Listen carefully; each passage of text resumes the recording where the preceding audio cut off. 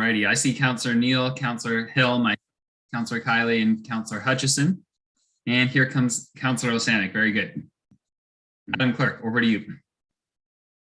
Thank you, Mr. Chair, and through you, welcome everyone to tonight's meeting. I can confirm that we do have quorum. Currently missing is Councillor Chappelle, who has given his regrets for this evening. Joining us from staff are Tim Park, Director of Planning Services, James Barr, Manager of Development Approvals, Ian Clendenning, Senior Planner, Chris Wicca, Senior Planner, and Megan Robidoux, Intermediate Planner. Also myself, Elizabeth Fawcett as Committee Clerk, and Blair Johnson is joining us as host this evening. We currently have 5 agents and applicants joining us at this time, and we have 16 members of the public watching from the gallery at this time. Very good, thank you. So what we'll do is I'll jump in and read the notice of collection, which outlines how the process works for a public meeting.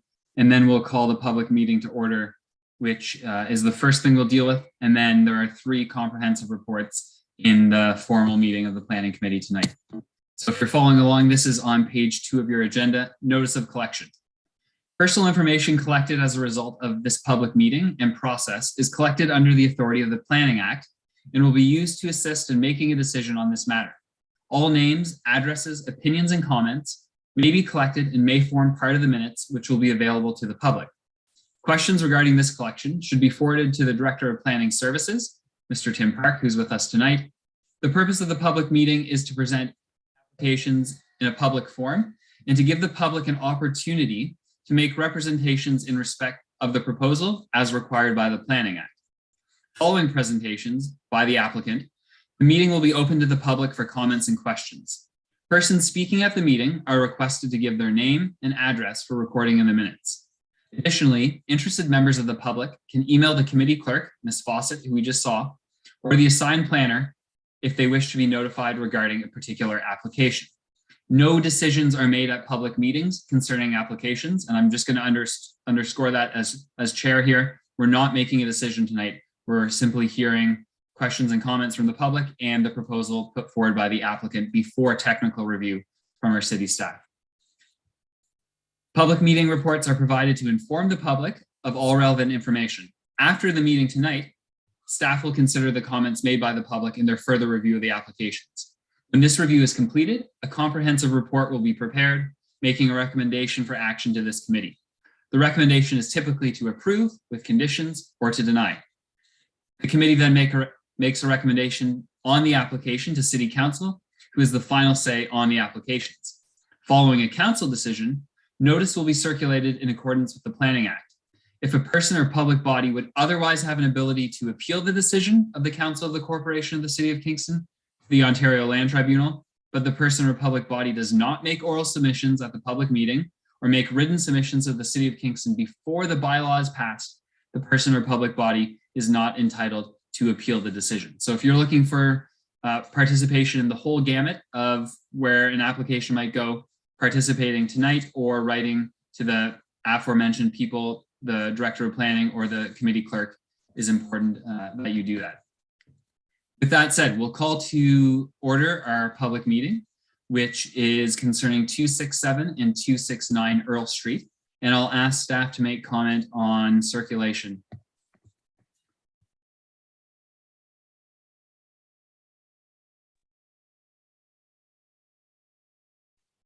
Okay. Good evening, and through the chair and members of the committee, this is a statutory public meeting for a proposed zoning bylaw amendment for City File D14017-2021 for the property located at 267 and 269 Earl Street. By way of this introduction, I can confirm that notice was given in accordance with the Planning Act as detailed in the public meeting report. We have received one piece of correspondence, which is attached to the addendum. I can further say that this is a statutory public meeting held under the Planning Act, the purpose of which is for the applicant to present their proposal to the public and the Planning Committee and answer questions from the committee and the members of the public. As part of the public meeting, planning staff has prepared a public meeting report summarizing the proposal. It should be noted again that no recommendations or decisions are being made at this time regarding this report. Planning staff are in attendance this evening to record the questions being asked of the applicant or to address technical questions regarding the planning process. Feedback received will be addressed by planning staff within a future comprehensive report once technical review of the application is complete and staff are ready to make a recommendation. Perfect. Thank you, Mr. Clendenning. And with that, I will quickly run over the process for those of you who are watching from home or on YouTube or are here tonight to participate. What happens now is the applicant and the applicant's planner, I should say, will have about 15 to 20 minutes to review what they're proposing. And then after that, we'll have questions and comments from members of the public. We'll go about 4 people at a time. There's a 5-minute window for each member of the public to ask their questions, make their comments. And we ask that everyone gives their full name and address, as I mentioned earlier for the minutes. And then the applicant can respond. There's not a cross dialogue that happens per se, but the applicant collects the questions and then can respond to what they are able tonight. And then we'll go to committee for a similar process. And then the public meeting's over. So with that, I believe I see Mr. Sands, who will be taking it from here.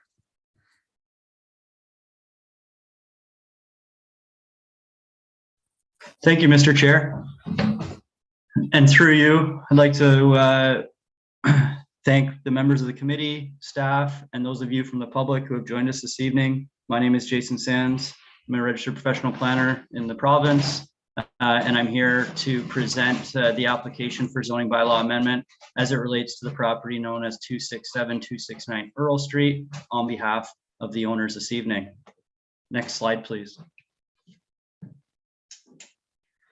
As you can see on this slide, the map to the right-hand side illustrates the location of the subject property identified with the red dot.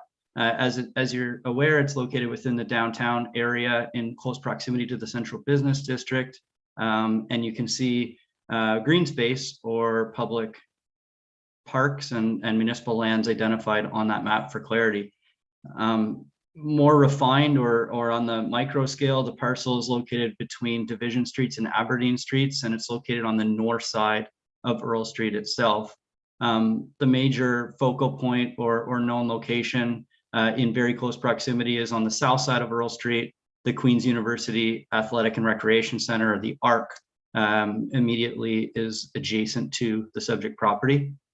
As mentioned, the parcel is within close proximity, approximately 750 meters, slightly beyond what's considered to be walking distance per the official plan of the downtown central business district, and is also noted to fall within close proximity of multiple transit stops. Not to go over all of the parks or major open spaces that are within proximity. However, the City Park and the Victoria Park are both very closely located to the subject property. Next slide, please.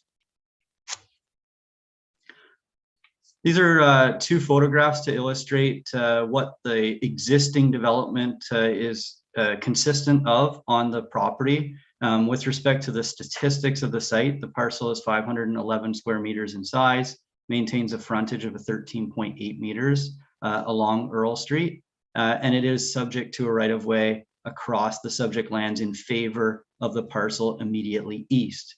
Looking in the photograph on the bottom left side of the screen, you'll see the front facade of the existing residential semi-detached dwelling on the subject property, and the right-of-way or existing gravel driveway to the east of that building, providing access to the rear yard parking. The image on the right-hand side of the screen illustrates the property facing south, taken from the near the northern lot line, looking back at the existing development, showing or illustrating how the majority of that parcel in its rear yard is utilized for parking in its gravel form. It also demonstrates how the existing 1.5-story building on the subject property is relatively small or out of context with the existing building to the immediate west of the subject property, and in this image it's to the right, and the ARC building, or the Queen's Athletic Recreation Center, to the south of the building, which you can see in the background of that image. Next slide, please. So just back into the neighborhood context to provide a bit of an illustration, if you will, as to what the existing residential development is surrounded by. The image in the top left of this slide details the subject property outlined in yellow and identifies the existing 1.5-story semi-detached building. And again, as previously alluded to, you can see the ARC, the Athletic and Recreation Center in the foreground, which is a approximately 3.5-story building, with the other existing 3.5-story multi-residential building immediately west of the property, which has lended its design to what's being proposed before us this evening. The image in the bottom right of the screen, again, is just taken from the north and facing south to provide that built form context with respect to the surrounding area. And immediately to the east is residential. Immediately to the west is also residential, whereas the southern portion falls within what would be considered the Queen's University campus area. So it's got an institutional designation and use associated with that area of the city. These illustrations are also very positive in the fact that they provide a contextual understanding of the area from a built form perspective. And as you can see, there's some varying degrees of height to associate with those differing uses within this neighborhood context. Next slide, please. As it relates to the policies that are applicable to the subject property, I'll start with the City of Kingston's official plan. And the image on the right clearly identifies the parcel to be entirely located within the residential designation. The yellow designation corresponds to residential, whereas the pink to the south is consistent and representative of the Queen's University institutional designation. With respect to land use compatibility policies that are applicable to reviewing or assessing this development, Section 2.73 contains several of those. Some highlighted here with respect to shadowing, overlook, streetscape aesthetic, and in architectural compatibility were considered. They've been summarized within the planning justification report, is consistent and considered to be satisfied or consistent with. Further to Section 2.73, Section 2.76 of the official plan identifies some functional need policies. Again, so, a few, not all of those have been identified with respect to scale, massing, density, site access, etc. And again, it's my opinion through the planning justification report that this proposed redevelopment of the subject property is consistent with those. The official plan differentiates residential densities through its documentation to differing degrees of a dwelling unit per hectare basis to understand whether it's low, medium, or high density. This proposal does exceed the 75 dwelling unit per hectare tipping point at 117 dwelling units per net hectare. Therefore, it is considered to be a high density residential development. Next slide, please.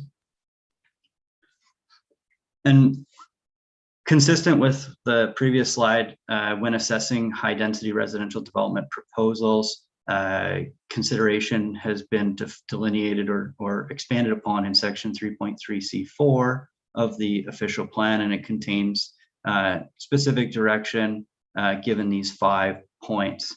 It should be known that this slide and the image to the right, as well as the policies of 3.3C4, delineate this parcel to not only fall within a residential designation of the official plan, but also to fall within the campus expansion area of the official plan based on its proximity to Queen's University and the major institution designation. The proposal is located on the periphery or a periphery of a residential neighborhood that would be considered to fall within the low or medium residential categories of the official plan. It is also considered to be accessible and walking distant 600 meters from commercial uses. It's consistent with being 600 meters and walking distant to major parks as seen on the previous slides. And lastly, the proposal, although it is located on a local road, Earl Street, as opposed to an arterial collector, it is in very close proximity to Division Street to the east, as well, which is identified to be an arterial road, I believe, as well as Aberdeen Street to the west.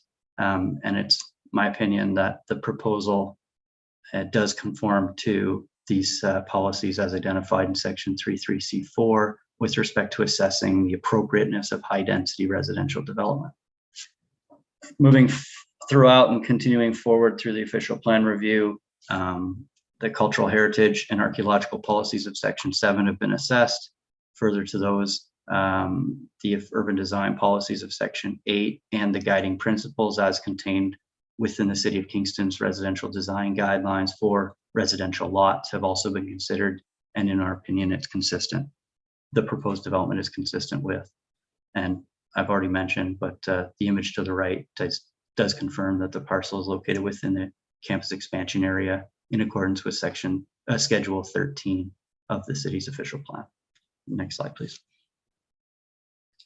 With respect to zoning, as you can see on the map to the right, this parcel, as well as the majority of other parcels immediately surrounding, are located within an E zone, which is a special education and medical use zone of zoning bylaw number 8499.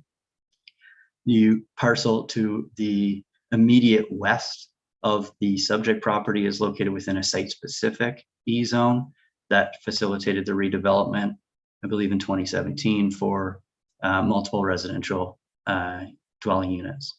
And through this application, it's consistent with the zoning that's currently in effect on 271 Earl Street, immediately west of the subject property, that this property be rezoned from the special education and medical use E zone to a site-specific E zone to accommodate the multi-residential development that is being proposed. Next slide, please. So with respect to the development proposal before you this evening, this architectural rendering details the aesthetic, primarily the streetscape aesthetic along Earl Street facing north of what is being proposed on the subject property, 267, 269. As you can see, the general location of the building is consistent with that exists on site today, in the fact that it's located toward the western side of that subject property, so that the existing right-of-way on the eastern side of that parcel is maintained and free and clear to provide vehicular access to the rear yard of both the subject property and the rear yards of the properties immediately to the east of this landholding. So the current the existing development or current development on the subject property contains 2 residential dwelling units and 10 bedrooms, which is proposed to be demolished to make way for this redevelopment that you can see. It's there's been discussion with respect to what the overall building height would be considered when assessing it from a number of stories perspective. I'd consider it a full 3.5-story building with a partial full story on the partial story on the upper floor that seeks to ensure that proper setbacks and step backs are maintained from both the front lot line and the adjacent streetscape of Earl, as well as the northern property line, for ensuring an angular plane and transition that's preventing any adverse overlook from habitable space on that uppermost story. With respect to the number of dwelling units, the proposal is to establish 6 dwelling units with a total of 21 bedrooms, and that's a unit count and a bedroom count that sees 3 bedrooms within 3 of the proposed dwelling units, while the other 3 dwelling units would accommodate 4-bedroom dwelling units. It's important to note that the existing development on site contains 5 bedrooms per dwelling unit, so the largest dwelling unit as proposed within this building is lesser in total number of beds, although the bedroom count is proposed to increase from what's on site today at 10 to a proposed number of bedrooms 21. With respect to vegetation and on-site landscaping, there has been no significant removal of existing mature vegetation. And there's actually going to be an increase of vegetation through the proposed redevelopment. And with respect to increase or access and vehicular access, that is through or via the right-of-way along the eastern interior side yard. Each of the proposed dwelling units is to garner access to the exterior of the building via independent access. As you can see, there's doors fronting Earl Street to provide access to a residential dwelling unit, as well as doors facing the eastern interior side yard or right-of-way to provide access for future residents. Next slide, please.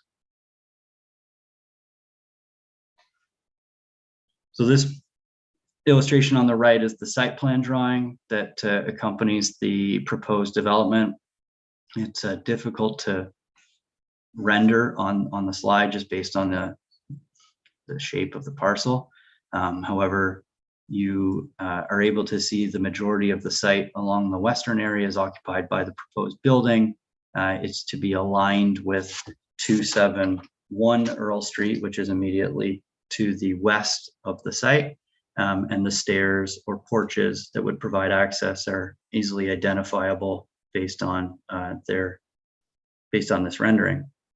The right-of-way to the east is maintained and provides access to the 2x2 vehicular parking spaces in the rear yard, one being barrier-free and compliant with the AODA requirements, as well as the other being consistent with the minimum parking stall areas often seen within residential developments in this area of the city.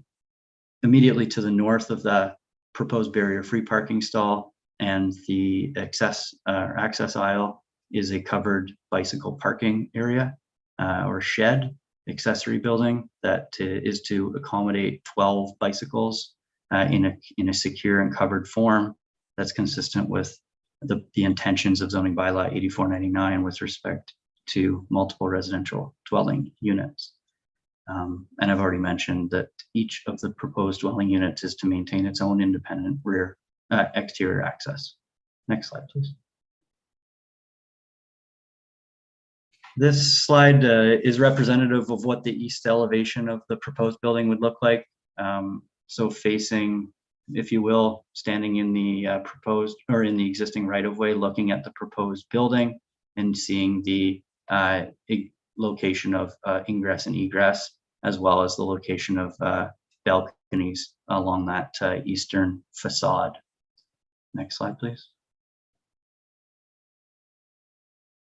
And this slide is representative of what the southern elevation would appear as, showing the different floor heights, full 3.5 story with that upper floor. And it's again termed something different here with respect to the number of floors and 5 stories.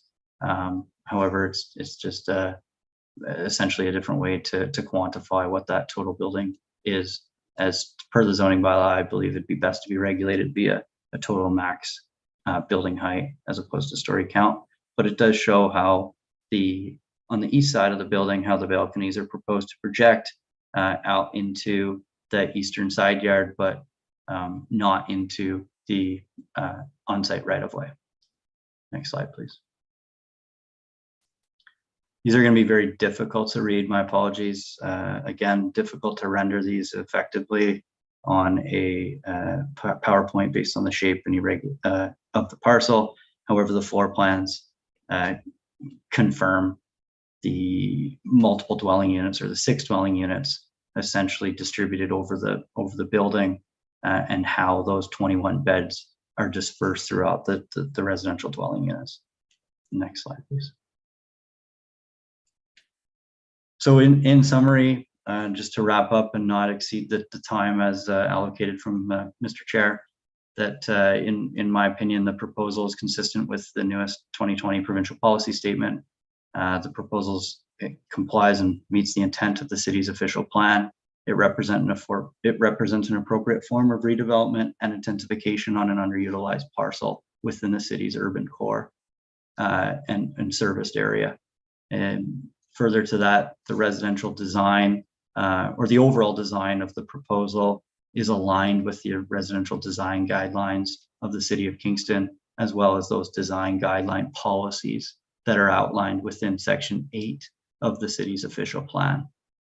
With respect to use, the residential use on site is not proposed to change in the fact that it's residential currently, and the proposal is to maintain that residential use immediately to the east, west, and north. It would be consistent with all of those residential uses and also be consistent with and in keeping complementary to the institutional use to the south. And with respect to built form, as you could see through the snapshots or illustrations of this PowerPoint, there's varying built form within the area in total overall building heights. And most notably, what's being proposed is consistent with those degrees of variation, and the residential development at 271 Earl Street immediately to the west, as well as the Queensland Athletic Recreation Center to the south, are primarily of that same consistent overall built form. In summary, it's my opinion that the proposed site-specific zoning as it relates to this or facilitate this proposed development represents good land use planning. And I believe that concludes my presentation. Thank you for the opportunity. Thank you very much, Mr. Sands. 19 minutes and 30 seconds. Perfect timing indeed. So we will turn it to the clerk. I'm looking for Ms. Fawcett on my screen. There she is. Madam Clerk, do we have any members of the public who wish to ask questions at this point? Thank you, Mr. Chair, and through you, I will note that we do have 22 members of the public with us at this time, and I do see a few hands. So before we get started on that list, just a reminder to those who are joining us this evening, if you wish to speak to the application on the floor, we do require you to raise your hand in Zoom so that we may call on you. This is located in the center of your screen when you move the mouse over the Zoom window. And with that, Mr. Chair, we will start with Robert Mcinnis. Mr. Mcinnis, a quick reminder to you and everyone listening, your full name, which we now know, and your address, please. Thank you, everybody. I live at 278 Sydenham Street, Kingston, Ontario. And my major concern with this project is that there's no green space. Now, I realize that there's no green space existing, but I don't know whether the planner is familiar with the concept of a city, a livable city where you can see 3 trees from your window, and 30% of the local area is treed, and you can reach a park which is no lot further away than 300 meters. Now, this is aspirational, and hopefully we will be able to create that in our city, but it certainly wouldn't happen if everybody did what you're proposing to do. I know you're following an extremely bad example to the west of you, where there is not a piece of green. Well, there's a very little piece of green patch of grass at the front and the side.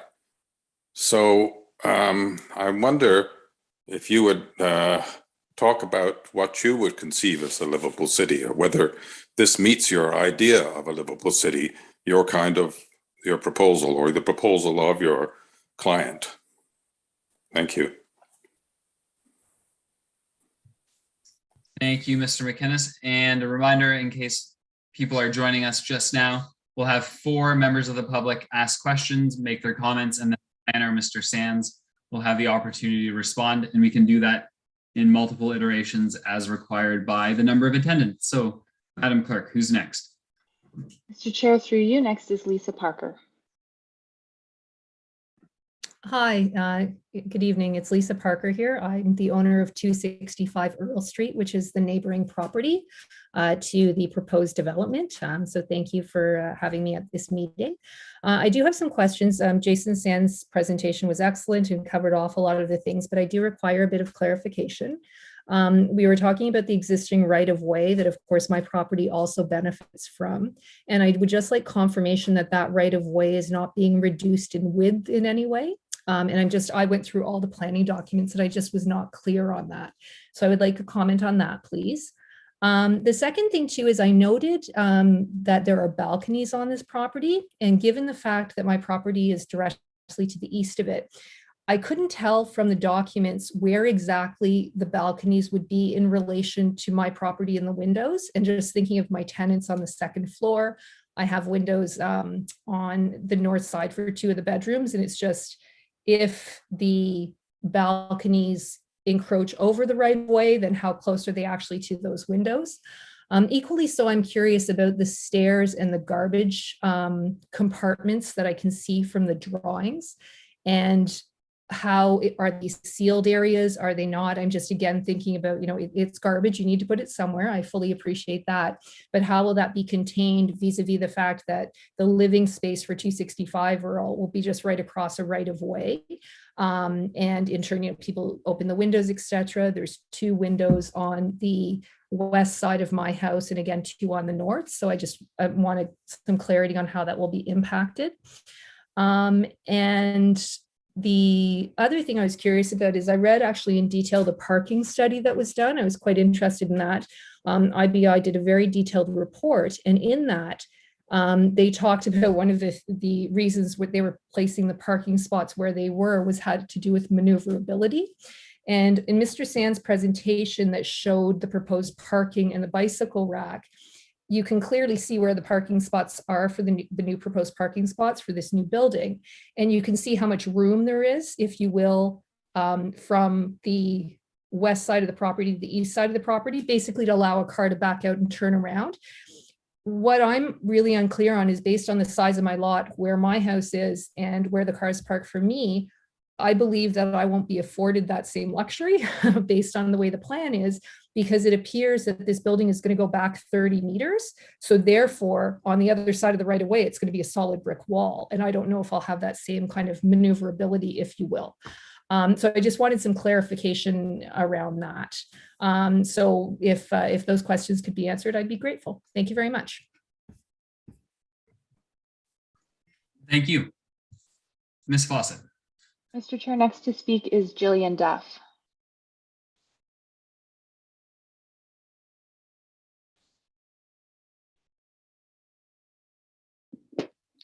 Hello, my name is Jillian Duff, and I'm a current tenant of 267 Earl Street. And myself and my housemates have re-signed a lease for next year. So we re-signed a lease in November of 2021. And so we were just wondering what the timeline of this would be pending approval, and when approval might be made, as we're a little bit concerned about our housing situation for next year should this pass through. And we have looked over the termination clauses in our lease, which state that we cannot be evicted without reasonable cause. And to our understanding, this does not fall under that. We have reached out to the property manager about this situation, and we were given inconclusive information regarding the status of our lease terminating in May 1st, 2023. Thank you. You're welcome. I have that as 4 folks who've spoken. So Mr. Sands will give you an opportunity now to respond to what we've heard so far and go back to the public as needed. Thank you, Mr. Chair. And thank you to those of you who've joined us this evening. I've tried to jot down some of those questions, and I think I can address. The first question from the owner of 278 Sydenham Street made comment about green cities or vegetation within city centers and the lack thereof of greening the existing site, and the fact that there are no trees proposed on site. With respect to that, there has been a landscape plan that's been proposed as part of this. I apologize, the landscape plan wasn't included within my presentation and overview this evening. On the city's documents, the Development Services Hub, the DASH system, does allow for that plan to be garnered and reviewed. And it details the locations of the parcel in which green space would be accommodated. Again, I recognize that the majority of the space is not green. The majority of the space is covered by asphalt for right-of-way access, parking, and building. However, the portions of which are to be greened or developed for vegetative surfaces are identified on that Wentworth plan. With respect to Ms. Parker, there are a few questions that I have noted, and I've also received the correspondence that was received in advance of tonight's meeting, so I think I can address those questions. As it relates to the right-of-way specifically, there is no proposed modification to the width of that existing right-of-way through this application. That's registered on title, and this application does not seek to propose a modification through that registration in any form, yet maintain that for access and vehicular movement on site. With respect to the balconies on the eastern side of that proposed building, those balconies are to be set back approximately 4 meters. It's not shown on the site plan drawing specifically to the balcony extent, but that does exceed the right-of-way width. So there's not an encroachment, if you will, of the balcony into or over the right-of-way. It would be entirely off of that area of the parcel. You've most definitely noted the key location of garbage closure, of garbage storage, on site. And I apologize, that may not have been included in my presentation. Underneath each of the balconies that are proposed on the main level, you could see doors that would provide access to storage areas for garbage and recycling areas.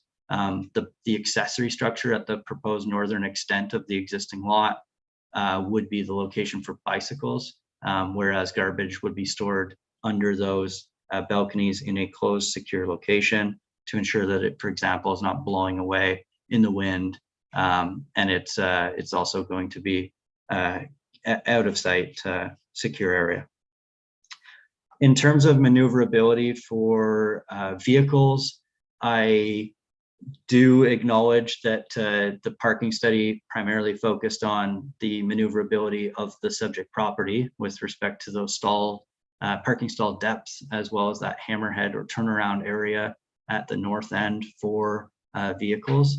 However, based on the parking area on your parcel immediately to the east and the right-of-way width of 3 meters, there's an ability based on my quick scaling of the site plan drawing to provide that vehicular movement back out onto the right-of-way and back out to Earl Street. However, through the technical review, the transportation engineer would be much more versed in modeling that than I, to ensure that functionality can actually occur, because it's most definitely fundamental to ensuring that right-of-way width does accommodate your vehicular movement from that parcel. With just looking, I believe, Ms. Parker, those are the questions in which I've noted. And lastly, the comments received from the existing tenants on site is one that I'm not the most apt to answer. It's a better question for the owner, but it's my understanding that the owner has no intention to terminate a lease that has already been executed with the existing tenant. And the planning approval process, as many of us on this call this evening or on this meeting are aware, can be lengthy at time. There is site plan control applications that are also required as part of the final or ultimate approval, and that this is just the beginning, if you will, of the approval process in securing and understanding committee and neighborhood comments. So there is most definitely a time frame associated with that, but the owner could confirm at a separate time what the ultimate build out intentions are should this be adopted and approved. Thank you. Thank you, Mr. Stans. And yes, I will just quickly add that a reminder, at a public meeting, we're not making a decision on this file. This is only the applicant's submission at this point before staff have done technical review and committee makes a decision, which then goes to city council. So there is a runway ahead of us with respect to timing. Madam Clerk, I counted wrong last time. That was only 3 members of the public, but are there others who would like to talk further? Mr. Chair, we don't currently have any hands. Perhaps we could do a final call for anyone who wishes to speak to the current application on the floor. If you could please raise your hand in Zoom so that we may call on you.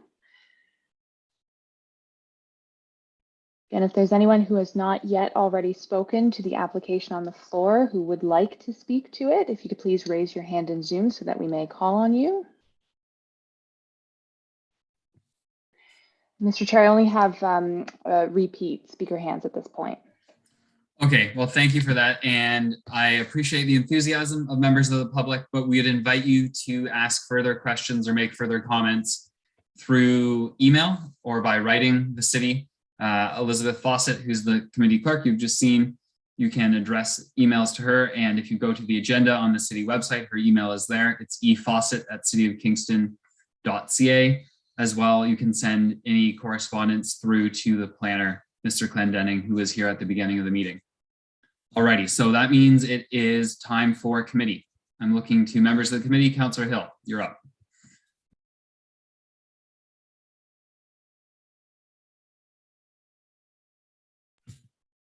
Can't hear you, sir. Try again.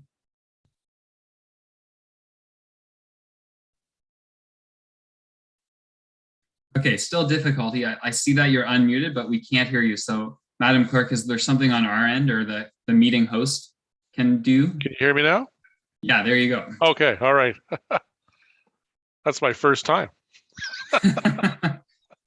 So right. my question is, how many people can stand on that balcony that looks out over Earl Street?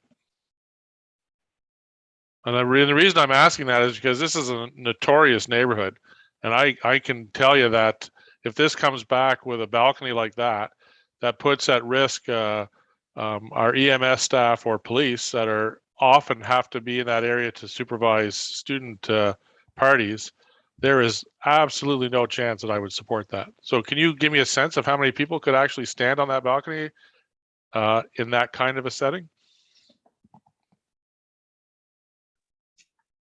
Through you, Mr. Chair, to Councillor Hill's question, I don't have an exact number of persons in which may be accommodated on the balcony.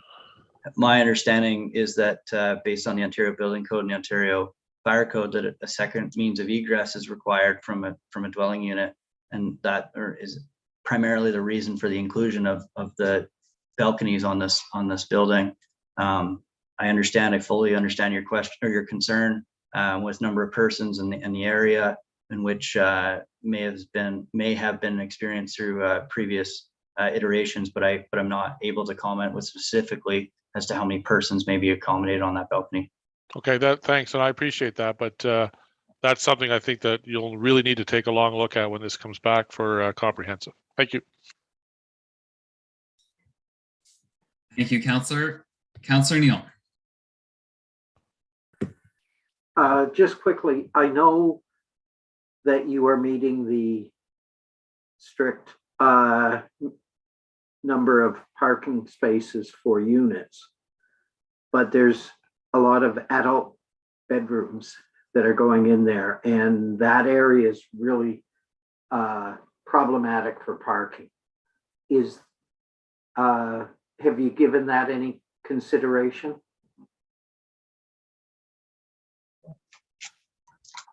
Through you, Mr. Chair, Councillor Neal's question, yes, most definitely the number of parking spaces has been a consideration of this application since its inception at pre-consultation, to be truthful. There's been considerable thought given to the number and adequately striking that balance with bicycles, active transportation, public transportation demands, multimodal opportunity, and vehicular parking. There's also been conversations with staff as it relates to ensuring that one of those parking spaces be a car share parking space to provide additional opportunity for residents, future residents of this building, as well as any other in the immediate neighborhood. So I would confirm that there's been consideration given to the total number of parking stalls on site. Thank you. I know one of the things that staff were looking at, perhaps even when you were on staff, I'm not sure, but the possibility of not going parking spaces per unit, but per bedroom, particularly in the university district. that continues to be an issue. So, thank you. Seeing no other committee members, Councillor Hill, could you take the chair for a moment? I have a quick question. I take the chair and I recognize you. Thanks, Mr. Sands. At risk of repeating the question from Ms. Parker, I believe it was, can you explain once more the relationship between the abutting residential building, the newer construction, and this property when it comes to windows? Because as I see it, just looking on Google Street View, it seems like if this building goes forward, it would be blocking out a number of windows on the other building. Is that accurate? Through you, Mr. Chair.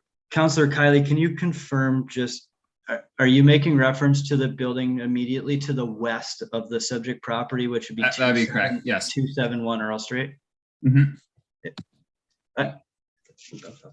I believe, I'm just looking at the site plan. I believe that there are windows on the eastern facade of that existing building at 271 Earl. And I believe there are built windows proposed on the western facade of this proposed building. And all of those would look into an interior side yard that's very narrow in between both of those existing buildings. Yes, that's correct. Okay, you kind of anticipated my supplemental, which is what are you anticipating the relationship between those windows to be in terms of overlook? Is that a consideration that you've put forward at this point? Yeah, sorry, through you, Mr. Chair, to Councillor Kiley's question of intensive overlook as it relates to windows. Go ahead. Yep. With respect to the question, it's a very valid concern and directly pointed to the official plan policies of section 273. In my assessment of overlook, it's primarily deemed to be a more major influence on amenity area and open space, for example, of a neighboring parcel that's more highly occupied than it is a narrowed interior side yard, for example. If I could draw a parallel or a connection to a residential suburban development, for example, that has a 1.2 meter or 4 foot interior side yard next to an adjacent 1.2 meter side yard for another single family dwelling, for example, that pattern of development and form of development is very consistent with what you would see, for example, in being proposed here. Through my experience in the urban setting with for example, 1.2 meter side yard on this project, as well as a 1.2 on the 271 site immediately to the west, and the fact that there could or potentially be overlook viewing out one window and in through another window into that building, which has approximately 3 or 4 meter separation, is very limited in that it's less likely to pose challenges with respect to that policy directive than what it would if it were looking over into for example, a shared amenity space on that neighboring parcel. So in my assessment or conclusion of those policy sets in the official plan, that sort of 10 meter distance between buildings with window to window is consistent with what you would see in the urban fabric of a downtown core and wouldn't yield a degree of absence with respect to compliant with that official plan policy direction. Thank you. All right, thank you. That's something I'll probably look for in the comprehensive, maybe further explication of that or some design feature which would offset them to a certain degree, because that would even lessen it further. Thank you. I return the chair. Perfect. And I saw Councillor Hutchison, your hand went up. It did. I was just as much directed to staff as the proponent. What is the relationship of the proposal in this case, which allows for 21 bedrooms, and the bylaw we passed regarding 8 bedrooms per property? I believe that's to you, Mr. Clendenning. Oh, Mr. Barr, there he is. Thank you, and through you, Mr. Chair. The bylaw that was passed, which is still under appeal at the Ontario Land Tribunal, was to regulate the maximum number of bedrooms on a property for 2-unit dwellings, so a primary dwelling unit and a secondary dwelling unit. This proposal is above and beyond what that consideration would be. It's proposing more units and more bedrooms, and doesn't necessarily have simpatico with the intent of what the original bylaw was passed for. So this is a site-specific consideration that the applicant has applied for. Right, and the bylaw wouldn't, well, it doesn't apply on its own basis, but even if it was amended to cover, it's not the same application here. That's what you were saying. Right? Yes, that's correct. The bylaw that was passed is for ground-oriented 1- and 2-unit dwellings, whereas this is a multi-unit dwelling and would have its own considerations, which are being reviewed by staff as part of this application review. Okay, thank you. Thank you. Final call for committee. Seeing no one. Oh, here we go. Okay. Thank you very much. Thank you, Mr. Sands. Thank you to members of the public who participated. And we will officially adjourn this public meeting and move into our time as planning committee. So it is 6:51 according to my clock, and I will officially call this planning meeting to order. I'll look for a mover and a seconder for the agenda as amended. Councillor Hill, seconded by Councillor Osanik. Thank you. All in favor? Very good. That passes unanimously. We have a confirmation of the minutes. I'll look for a mover and a seconder to put that on the floor. Councillor Neal, Councillor Hill, are there any additions, clarifications, so on? Seeing none, I'll call a vote. All those in favor? And that passes. Are there any disclosures of pecuniary interest this evening? Seeing none, we have no delegations, no briefings. We'll move on to our first order of business, letter A. This is a comprehensive report for 576 to 600 Princess Street and 465 Albert Street. And with that, I will look to staff to give us an overview, please. Ms. Robideau. Thank you, and through you, Mr. Chair. Just wait for Ms. Fawcett to pull up my slides. Excellent. Okay, my name is Megan Robideau, and I'm a planner with the City of Kingston. This is a comprehensive report and recommendation for an application for zoning bylaw amendment for the properties municipally known as 576 to 600 Princess Street and 465 Albert Street. Public meetings were held with respect to this application on September 2nd of last year, and again on December 16th following changes to the proposal. Next slide. The purpose and effect of the application is to rezone the subject property to permit the development of a 6-story mixed-use building containing 176 residential units, including 5 live-work units, and 149 square meters of commercial retail space on the ground level. Next slide. The subject property is located within the Williamsville neighborhood at the southeast intersection of Princess Street and Albert Street. I would like to clarify that the Global News article that was published yesterday, which showed the northwest intersection of Princess and Albert Street, the location of Hakeem Optical as the subject property, was not accurate, and it is in fact the southeast intersection. The subject property currently contains a former car rental service, an auto repair shop, and 2 2-story detached dwellings.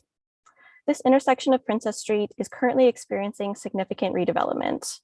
A 10-story mixed-use building is currently under construction opposite the subject site to the north at 575 Princess Street. Planning applications were also recently approved for the development of the Kingston Home-Based Housing Youth Hub at 484 Albert Street, directly west of the subject property, which includes a 6-story transitional and supportive housing component. A 2-story commercial plaza abuts the subject property to the east, and a 2.5-story residential dwelling abuts the subject property to the south. Next slide. The subject lands are designated Main Street Commercial in the official plan and are located within the Williamsville Main Street site-specific policy area.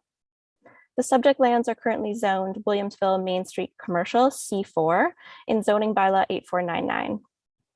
An official plan amendment and zoning bylaw amendment were approved for the Williamsville Main Street area by the Ontario Land Tribunal on July 16th of last year following their appeal. Next slide. The applicant is proposing to redevelop the subject lands with a 6-story mixed-use building containing 176 dwelling units. The proposed unit mix includes 57 studio units, 81 one-bedroom units, 23 two-bedroom units, and 15 three-bedroom units. The principal entrance will be located on Princess Street, and a secondary entrance is provided off Albert Street.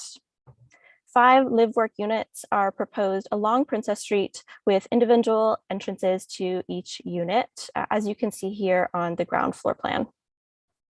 A total of 32 parking spaces are proposed, including 28 underground spaces and 4 spaces at grade. The entrance to the underground parking garage is provided off Albert Street, most removed from the intersection at Princess Street. A dedicated and enclosed loading space is also proposed off Albert Street. A total of 179 secure bicycle parking spaces are proposed within the first and underground levels of the building, and 21 visitor bicycle parking spaces are provided along Albert Street. A variety of amenity spaces are proposed, including interior spaces on the first floor, as we can see here, and outdoor spaces within a rear courtyard and a rooftop terrace. Next slide. Though not required in this location, the development also proposes 149 square meters of retail commercial space on the ground level at the corner of Princess and Albert Streets, which will provide for the animation of this corner at the key intersection of Princess and Albert Streets within the corridor. Next slide. As responded to in staff's report, 9 pieces of written correspondence have been received related to the application. Since publishing the report, 1 additional piece of correspondence has been received. This new correspondence has been reviewed by staff and addressed by the revised plans. Written correspondence and oral submissions made at the public meetings identified the following primary areas of concern with the proposed development, including front setback from Princess Street, street trees and landscape space, rear building transition, the mechanical penthouse indoor amenity area, and parking and traffic. Next slide. The front yard setbacks along the Princess Street frontage have been increased to 3 meters at grade and 2 meters for the 2nd, 3rd, and 4th stories to meet the new minimum requirements of the zoning bylaw. The conceptual streetscape plan shown here and in Exhibit D of the report provides a conceptual illustration of street tree plantings and planter installations along both Princess Street and Albert Street. In order to ensure that landscaping and street trees are feasible in these locations, a landscape architect and civil engineer were consulted to inform these selected tree locations. It has been confirmed that the proposed tree locations are feasible and will not conflict with the building or infrastructure. Next slide. As we can see here in this view along Princess Street, stairways to the individual live-work units will be divided by planters to provide for continuous visual separation of the public and private realm, while still leaving enough space to provide a widened boulevard to accommodate pedestrian activity. Next slide. The rear yard setback abutting 461 Albert Street to the south was increased from 1.2 meters to 1.4 meters. A knee wall is also proposed in this location to provide for a more open building interface at grade. And further, as shown here, an additional 2-meter step back has been added to the 5th and 6th stories to provide for an improved transition in building form. This step facade will include fenestration and variations in materiality. Next slide. The enclosed amenity space that was previously proposed within the mechanical penthouse was removed and relocated within levels 1 to 6. The footprint and height of the penthouse has been minimized as much as possible, and reliefs for height and size are now restricted to the elevator overrun portion only, which is required to provide elevator access to the rooftop amenity area. Next slide. As requested at the public meeting, electrical vehicle charging stations were added to 7 parking spaces, plus electrical rough-ins for all parking spaces. A total of 19 bicycle storage lockers were also introduced within the bicycle parking area, and the bicycle parking stall dimensions were increased to meet the minimum requirements of the zoning bylaw. Next slide.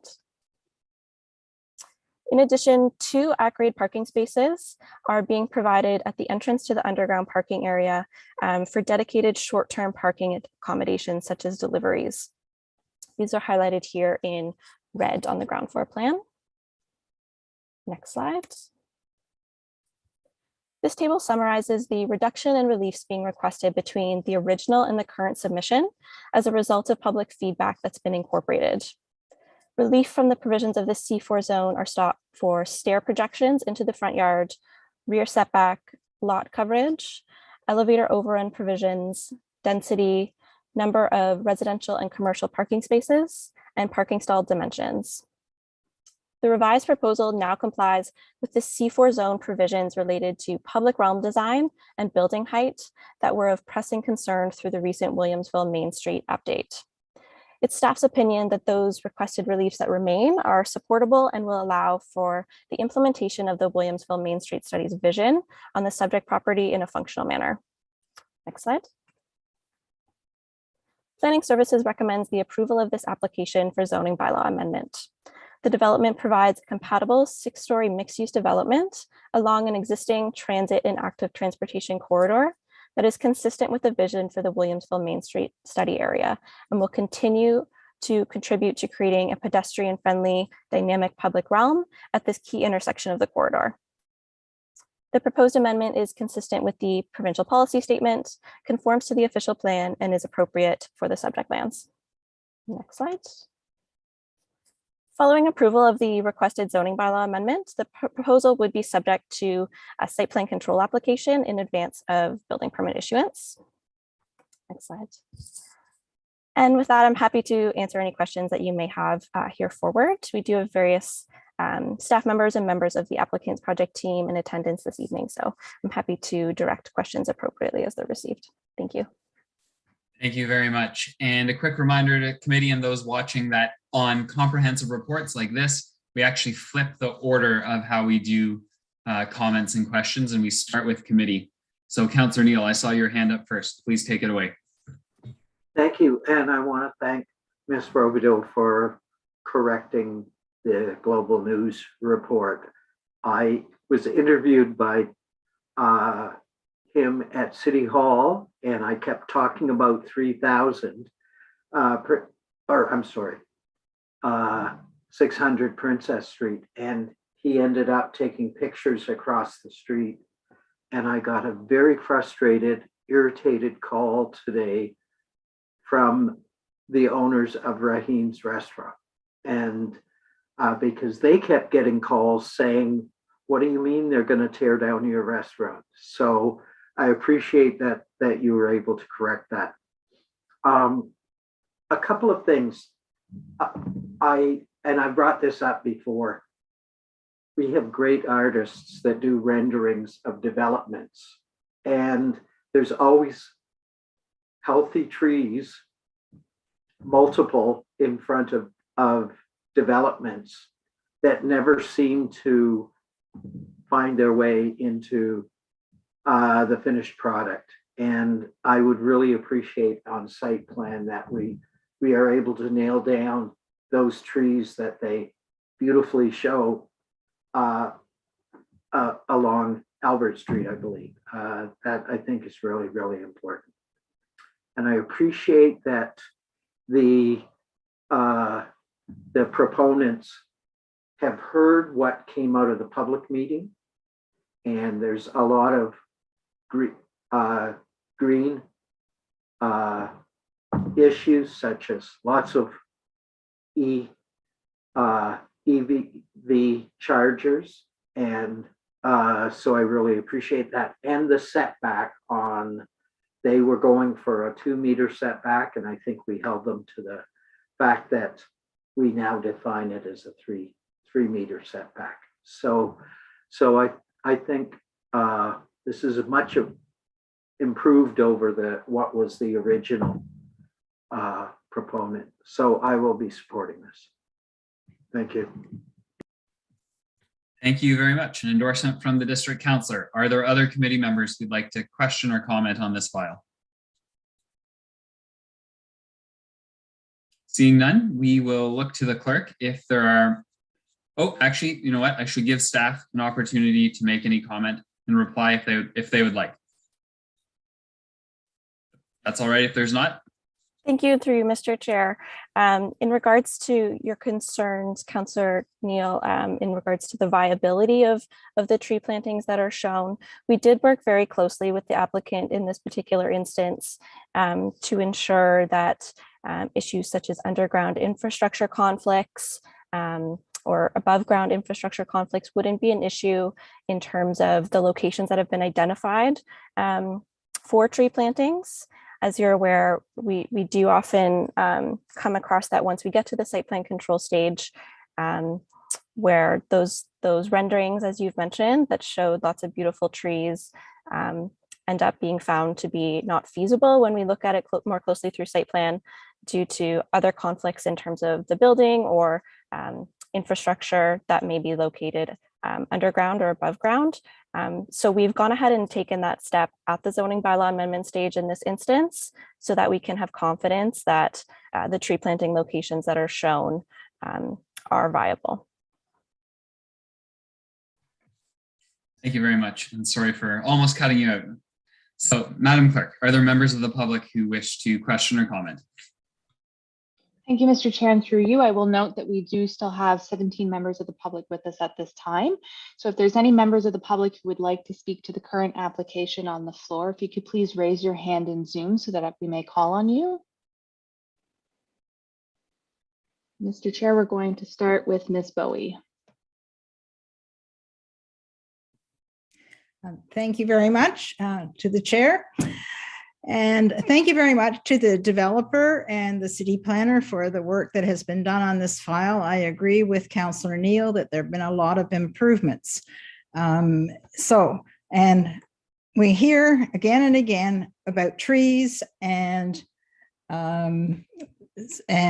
on. And lately, there have been a lot of ads on TV about Unflood Ontario. And one of the reasons is with trees. The other, which does make me a bit concerned about some things about this project, because this is a very wet area, this part of Albert Street, and I'm curious about how they're going to reduce the runoff, but that I guess will be covered in site plan. The concern about garbage that we have seen at the development of the corner of University and Princess, where the garbage sits along the sidewalk in containers and in bags. I understand from reading this, and I hope this is correct, that the garbage will be picked up inside the building. It does leave me wondering how, with the live work situations, are they going to have green bins out on Princess Street, or how is their garbage going to be coped with? So I don't know how that's going to be done.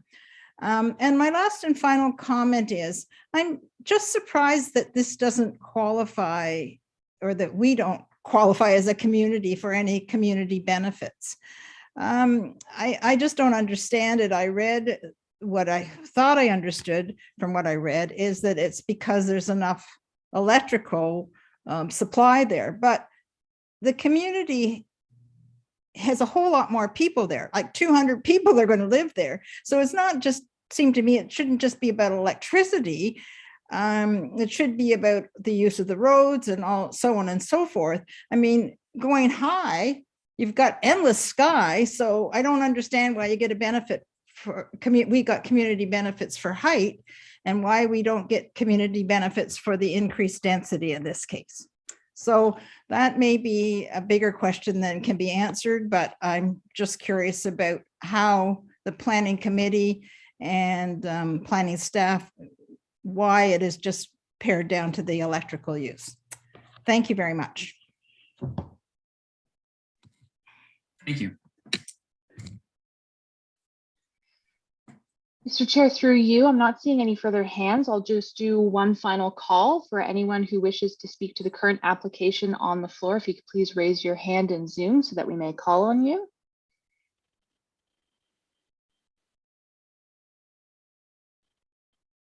We do not have any further hands at this time, Mr. Chair. Thank you, Madam Clerk. So what we'll look for is a mover and seconder from committee to put this on the floor for debate. Oh, I apologize, Madam Clerk. I didn't let staff reply again. This is not intentional. Ms. Robidoux, after you. Thank you, and through you, Mr. Chair, and thank you for your questions, Ms. Bowie. I can confirm that a preliminary stormwater management plan was submitted through this zoning bylaw amendment and was reviewed by engineering services, to which there were no outstanding concerns. But you are correct that stormwater management for the proposed development will be reviewed in greater detail through the future site plan control process. In regards to garbage, you're correct that garbage is proposed to be stored internally to the building and to be collected via the internal loading space off of Albert Street. In terms of the live work units, that's a great question. My understanding is that there will be also access to the live work units from the interior portion of the building, so they would have the ability to access the other internal amenities of the buildings, such as the garbage collection room. But I would certainly invite the applicant to provide additional information on that if required. And in terms of community benefits, another great question. Under the Planning Act, the city can allow for increased height or density in exchange for community benefits. The proposed development does comply with the maximum height requirements of the official plan and the zoning bylaw. The proposed development complies with the official plan's vision for the Williamsville Main Street area. And the intent of introducing a maximum residential density provision through the recent zoning bylaw amendment to the C4 zone was to support the distribution of servicing capacity through the corridor and to ensure that individual projects are not able to claim servicing capacity such that the development of adjacent lands would be prohibited or unduly impacted. Utilities Kingston has confirmed that sufficient servicing capacity exists within the corridor to support this development, and that additional capacity will remain following its completion. So that for that reason, community benefits are not being requested in this instance.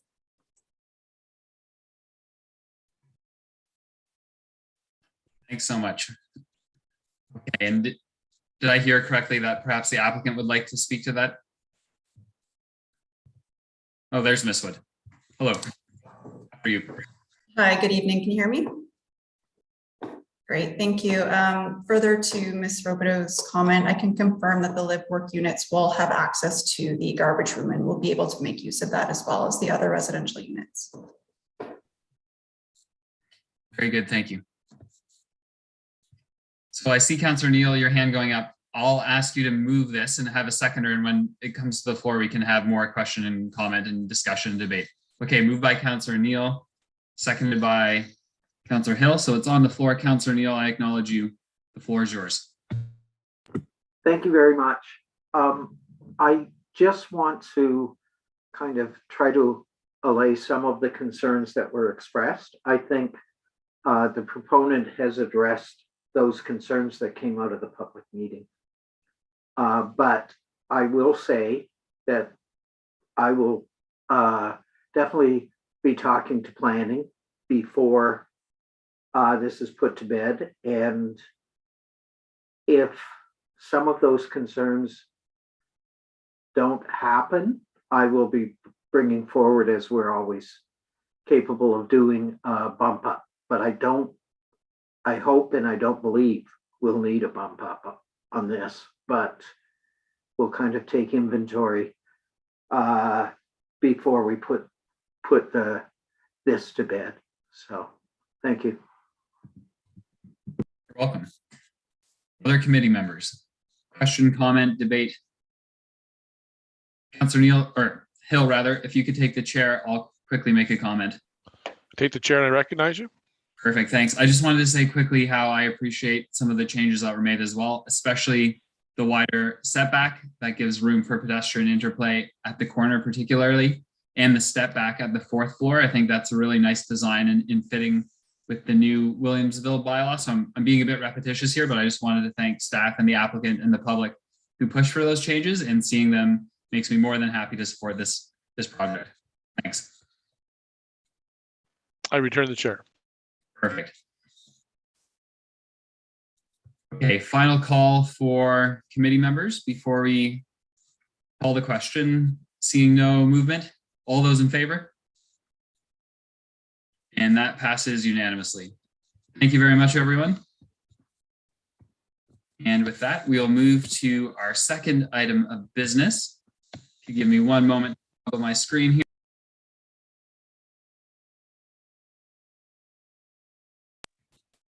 Thanks for the wait. And this is the comprehensive report for 1400 Bath Road and 727 Centennial Drive.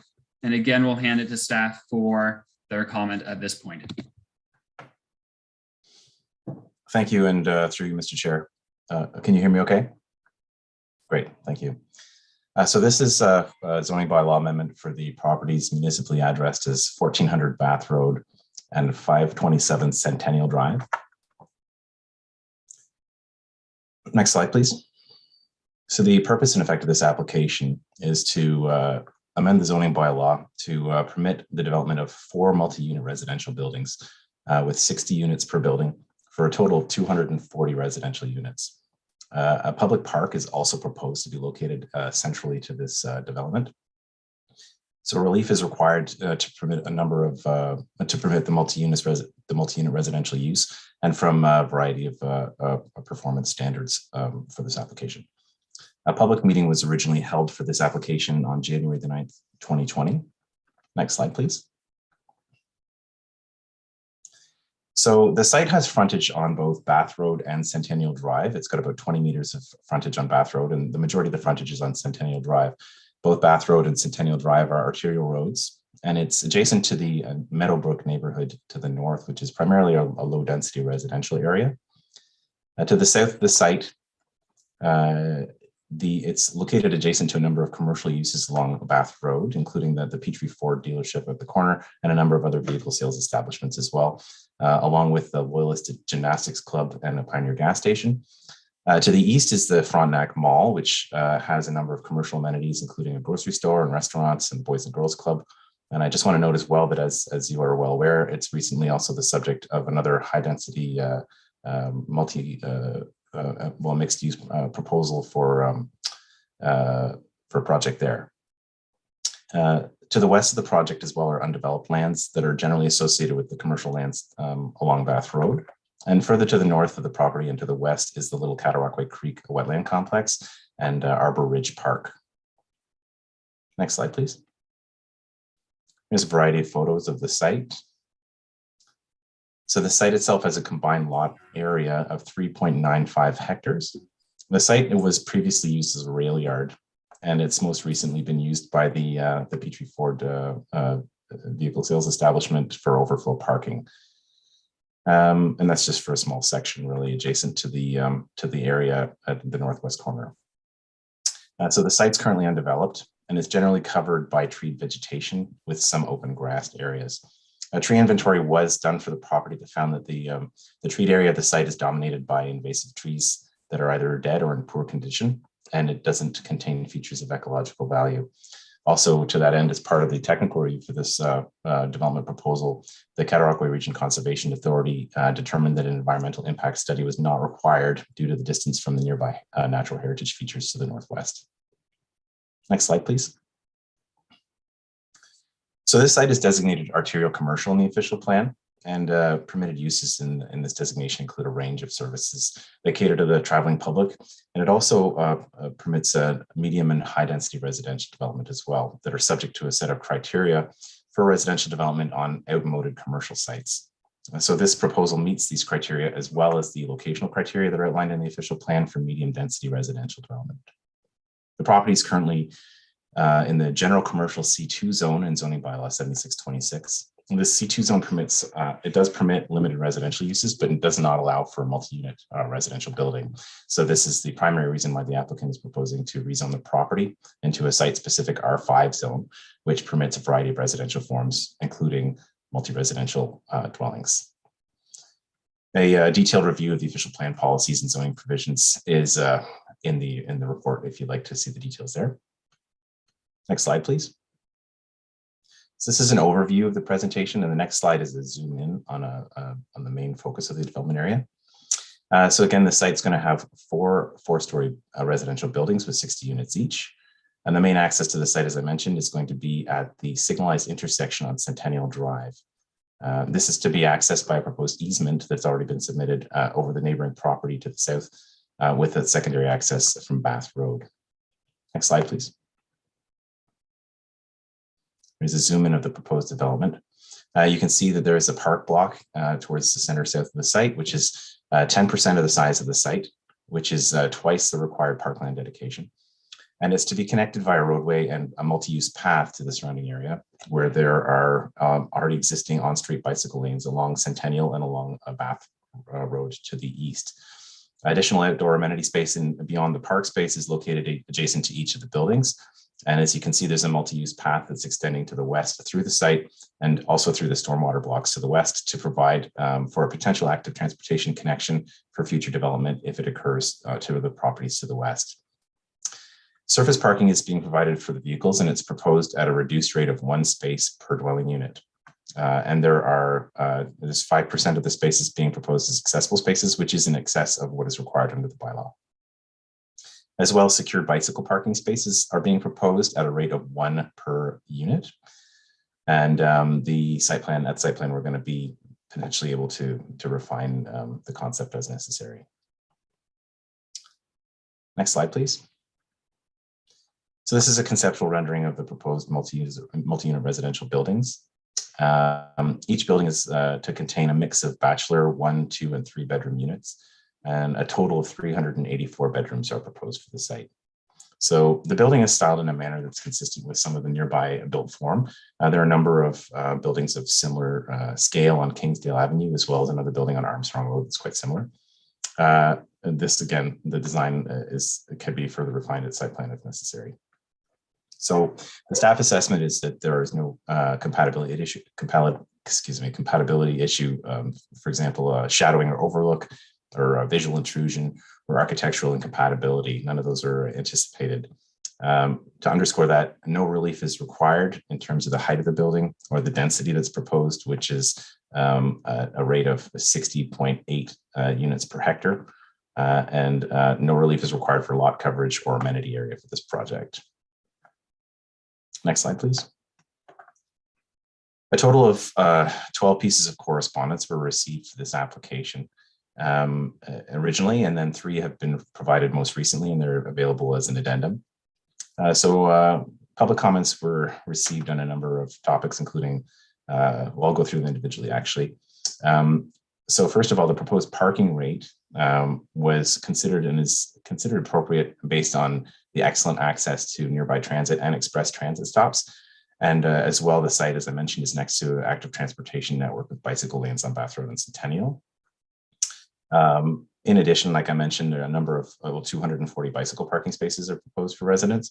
And the site, as I mentioned as well, is also within walking distance of a variety of amenities, including commercial uses and parks, institutional uses, and other employment options in the area. As well, the reduction in parking at this location promotes a more climate-friendly form of transportation, as well as allowing for more green infrastructure on the site, including permeable surfaces and plantings. Traffic impact study was done that concluded that while the development would generate some additional traffic at peak hours, that the intersections would still function well.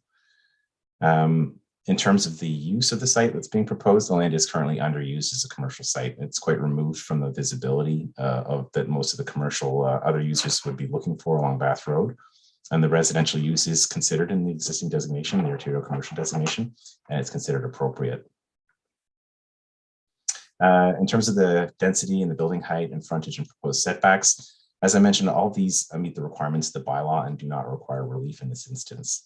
As well, the proposed buildings are set back significantly from the nearby homes, and from the low traffic rail spur line, which crosses to the north of the property. The setback from the nearest building to the edge of the property line is 23.6 meters, and then there's a rail spur, and then other homes are north of that still. So a noise study was conducted that concluded there were no negative impacts due to noise. As well, there was a vibration study that was done, also no negative impacts anticipated. This was also reviewed by CN Rail and was found to be satisfactory. And in addition to that, the applicant is also committed to providing a higher standard in terms of the materials for the buildings as well, related to the potential for noise impact. In terms of the proposed reduced unit sizes, this is explored in more detail in the report, but in general terms, the units that are proposed are slightly smaller than the minimums required in the zoning bylaw, but they are still more than twice as large as the minimum requirements under the Ontario Building Code. As I mentioned earlier, an EIS was not required by the CRCA for this site, and landscaping is going to be considered in detail as part of the site plan control application, with tree plantings and buffering intended for the site, including the future public park, which will be subject to a public consultation. In terms of the process, it's followed the requirements as set out in the Planning Act, and the applicant and staff have been actively working to address the technical review comments since this was originally submitted. As I'm sure you would anticipate, any changes to the proposed development would be subject to additional applications in the future if there were significant changes. Regarding the available infrastructure, it was determined that there is sufficient road and water capacity. Currently, sanitary upgrades are underway at the Days Road pumping station to the west, and the applicant is also going to be required to install new sanitary infrastructure at their cost, and that is it's going to relate to a hold that's put on the property, both in terms of the infrastructure requirements and the access. So a detailed summary of the public correspondence is available in the report, and all the correspondence we've received is also an exhibit in the report. Next slide, please. In terms of the zoning provisions, so the following relief is what is requested in order to implement the proposed residential development. There's the change to the R5 zone to permit the multi-unit residential dwelling, a permission to reduce the dwelling area for the 1-bedroom and bachelor units, and the requirement of a hold, as I mentioned just now, in order to confirm the access and servicing are provided. In addition to this, the amending zoning would also reduce the number of vehicle parking spaces to 1 space per dwelling unit, and it would also secure a minimum of 1 bicycle parking space per dwelling unit. There are a number of associated design requirements stipulated in the amending zoning as well to ensure some flexibility for the applicant and how that's done. And it would also specify a maximum of 240 residential units and a maximum of 390 total bedrooms. Next slide, please. So the proposed zoning bylaw amendment is consistent with the provincial policy statement and conforms with the City of Kingston official plan with appropriate zone provisions for the proposed development. A review of the policies, the applicable policies and the regulations is detailed in the staff report, and we've concluded that this represents good land use planning. So staff recommend approval of this application for zoning bylaw amendment for the site. Next slide, please. In terms of next steps, the application will be finalizing the consent that's already been submitted for the easement across the lands at Centennial Drive at the Signalized Intersection, and a site plan control application is required. And in addition, a hold removal would also be required before building permits would be issued. Beyond this, the applicant has indicated that they would likely be seeking a plan of condominium in order to subdivide the land. Next slide, please. That is all. So if you have any questions or comments, please let me know. Thank you. Thank you very much, Mr. Wick. So we'll look to committee. Councillor Hill, you can go first. This is just a learning for Councillor Hill question, but it says additional amenity area, and then it says inside SWM, and then SWM feature. What does SWM mean? Through you, Mr. Chair, SWM is stormwater management. Those are stormwater management areas. Okay, I got it. Thank you. I'm just getting used to all the acronyms, so I wasn't sure what that one meant. So thank you. No problem. Councillor Neal. Yes, I appreciate this development. I think we're all watching our vacancy rate kind of in free fall right now. So the idea of creating this many units is very good. I appreciate that this will probably be for a condominium, which makes it in most cases wouldn't qualify as affordable housing. And I think that's the area that we really have to address in the coming years. So, and I won't ask a lot of tree questions because I know Councillor Osanek will ask them for me, but that's a concern as well. Although I appreciate that they are assigning a park space to this development, which is refreshing to see. So, thank you. Thank you, sir. Mr. Rick, did you want to respond to any of that? Through you, Mr. Chair, in terms of the ownership, my understanding based on previous conversation with the applicant is that the tenure is to be rental, although I believe that the plan of condominium is mainly just to divide the common elements of the various buildings, although the tenure of the building is not a planning consideration strictly. Thank you. Councillor Osanek. Thank you, Mr. Chair. Through you, some questions. The first one is on the concept plan that's on Dash. I just wondered if the applicant, Ms. Sander, if she could change Loyalist Curling Club to actually say Loyalist Gymnastics Club, you know, to make the record accurate. It says Loyalist Curling Club. It doesn't say Loyalist Gymnastics Club. Okay, thanks.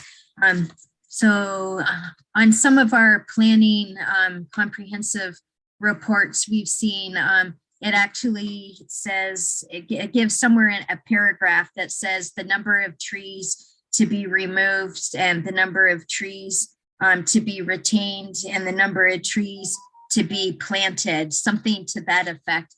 I didn't see that in this report. And so I don't know why there's that inconsistency in our reports, but maybe I missed it. Is it somewhere in the report, or is that because it's still to be determined? And then I don't understand why some reports we have has the number of trees and other reports don't, when this is the final report we're going to see, right? We're voting on this tonight, whether to pass it or not. Through you, Mr. Chair, you're correct. The number of trees that are to be removed and the trees to be retained and trees to be planted is not in the comprehensive report in this case. We do not have a landscape plan at this point. The landscape plan is anticipated as part of the site plan process. Part of the complication in this instance is that because there is a public park being anticipated as part of the development, it's difficult to account for the number of trees that would be replaced as part of that public park. And so that number as a subset would not be available at this point. However, it's certainly noted, and I appreciate the consideration to have that number available as part of the comprehensive report. Okay, thank you. For the, I think it was like last Thursday nights. Was it only last Thursday night? Yeah, right, because we're doing a double one this week. 1177 Montreal Street, for example.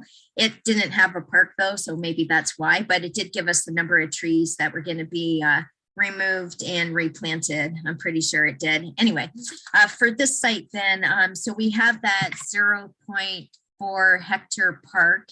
And when I just did a Google search of interpretation, it looks like that is just below a 1 acre park. And it looks like it's right where the entrance off the Bath Road is, right? And then when I looked at the Google map overlay, I do see a lot of trees. And so I just wondered, Mr. Wick, can we not clear cut that area? Like, I know that all these details are still to come out. So can we try to keep some of those trees in this, what eventually will become a park? Can we just try to keep some of the trees there? Like, obviously still give a runway through, right? For the trucks that have to go on the site to build the buildings. But for that 1 acre, can we try to save some of the trees that are in there? Because I see the letters to us tonight in the addeds, and they're talking about clear cutting. And I don't know if that's true. I'm hoping that's not true. I'm hoping that this entire site is not going to be clear cut for the construction.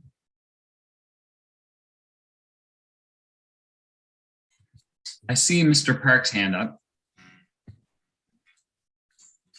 Thank you, and through you, Mr. Chair, maybe to help out Mr. Whitby here a bit. So you're correct, Councillor Osanek. The dedication of the on-site parkland is approximately 1 acre in site, which is actually double statutory amount required under the Planning Act. In terms of retention of trees on the site, that is certainly something we will bring to Parks attention, because at the end of the day, it will be the Parks Department that will design and program the park. So they will look at the ability to retain some of those trees into the design of it.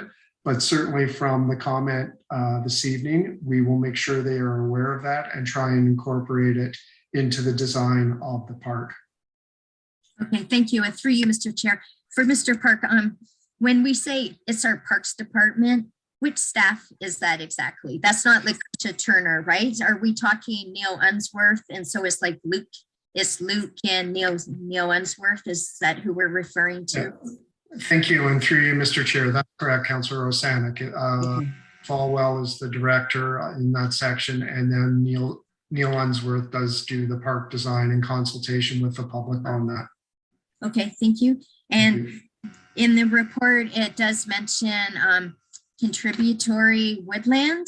And Mr. Ricky and Mr. Park, is that referring to, like, where is this contributory woodland? Is this where the stormwater management is? Like, is this the woodland or just like the treed area on the far west side of the layout? Through you, Mr. Chair, I believe that's correct. And just to again speak to your previous comments, I can tell you that we will be trying to, as far as possible, retain vegetation on site, the trees on site that are considered healthy. As I noted previously, a number of the trees that are actually on site right now are invasive and dead and or dying. So we'll certainly be consulting with our forestry department as well to make sure that we can retain healthy trees that are well placed, and to well position future trees as well to make sure we have good tree coverage on the site. Okay, thank you. And through you, Mr. Chair, I did see how the report says also try to retain as many trees as possible on the north side to provide a buffer, visual, if not noise, right? Like on the north side where the spur railway line is, and that's good too, as a little wildlife corridor for whichever things can access the trees in that area. And so then just my last point, last thing I just wanted to say is for the stormwater management ponds too, we see far too often that the entire stormwater management area is clear cut, and then just some little shrubs and stick pin, trees are planted, like along the stormwater management. So as you were just saying, if as many trees as possible could be retained in the stormwater management area, that would be great, because that is where also we see sometimes trees that are planted, they die 3 or 4 years later, and they're never looked at, never requiring the landowner to replant them. And good trees had been removed for those stormwater management ponds in the first place. So if the more trees that can be retained on the site right now is the less planting that the developer has to do and the less expense. So thanks very much. Thank you, Councillor Osanek. Seeing no other hands, Councillor Hill, do you mind taking the chair? And then after I'm done, I'll acknowledge Councillor Hutchison. I take the chair and I recognize you. Thanks very much. I just wanted to ask a few quick questions as the district councillor, particularly picking up on a comment that was made by the planner in the presentation around the primary intersection being the signalized one at Centennial. Could you talk about that a bit more? Because we do know that there's a secondary entrance off Bath Road, and I know that's causing some concern. So any additional comment that you might make to that, please? Through you, Mr. Chair. So the signalized intersection is going to be subject to a greater level of detail as part of the site plan control application. But as I mentioned, that is indicated as the preferred access for the site. It's a broader access than the one on Bath Road. Obviously, it gives more prominence to the site there, and it's also going to be a location that's designed to be safer for pedestrians to be able to cross to the amenities on the other side of Centennial Drive. The traffic impact study did assess that the access off of Bath Road would be still feasible based on the distance from the intersection at Centennial Drive and Bath Road in terms of the potential for traffic backup. And so it is anticipated that that be potentially used as a right in, right out. Although apparently the existing center turn lane there would still be functional as it is. That's another level of detail that, again, we'd be looking at closely at the site plan control stage. Yeah, so that's something for later. I appreciate that. Now, thinking of my residents who live on Teal Court, which is one of the, I don't want to say abutting properties because it's not. There's a rail line that runs right through the two areas. But for those who are living closest to the potential parking lot, should we approve this tonight, is there a possibility of doing a buffer or fencing or something that would stop some of the light from the parking lot or perhaps some of the noise from the parking lot carrying as much as it might? Could you speak to that, please? Through you, Mr. Chair, certainly that area along the north, if you note on the conceptual plan, there is a 3-meter buffer between the edge of the parking area and the lot line. And so it is anticipated that that would serve as a landscaped strip with the landscaping to be determined as well as with the specifics. Certainly we can request a fence to go along the property line there as well. And certainly there will be a lighting plan contemplated as part of the site plan control application to ensure that there is no adverse effects from a light perspective on the properties to the north.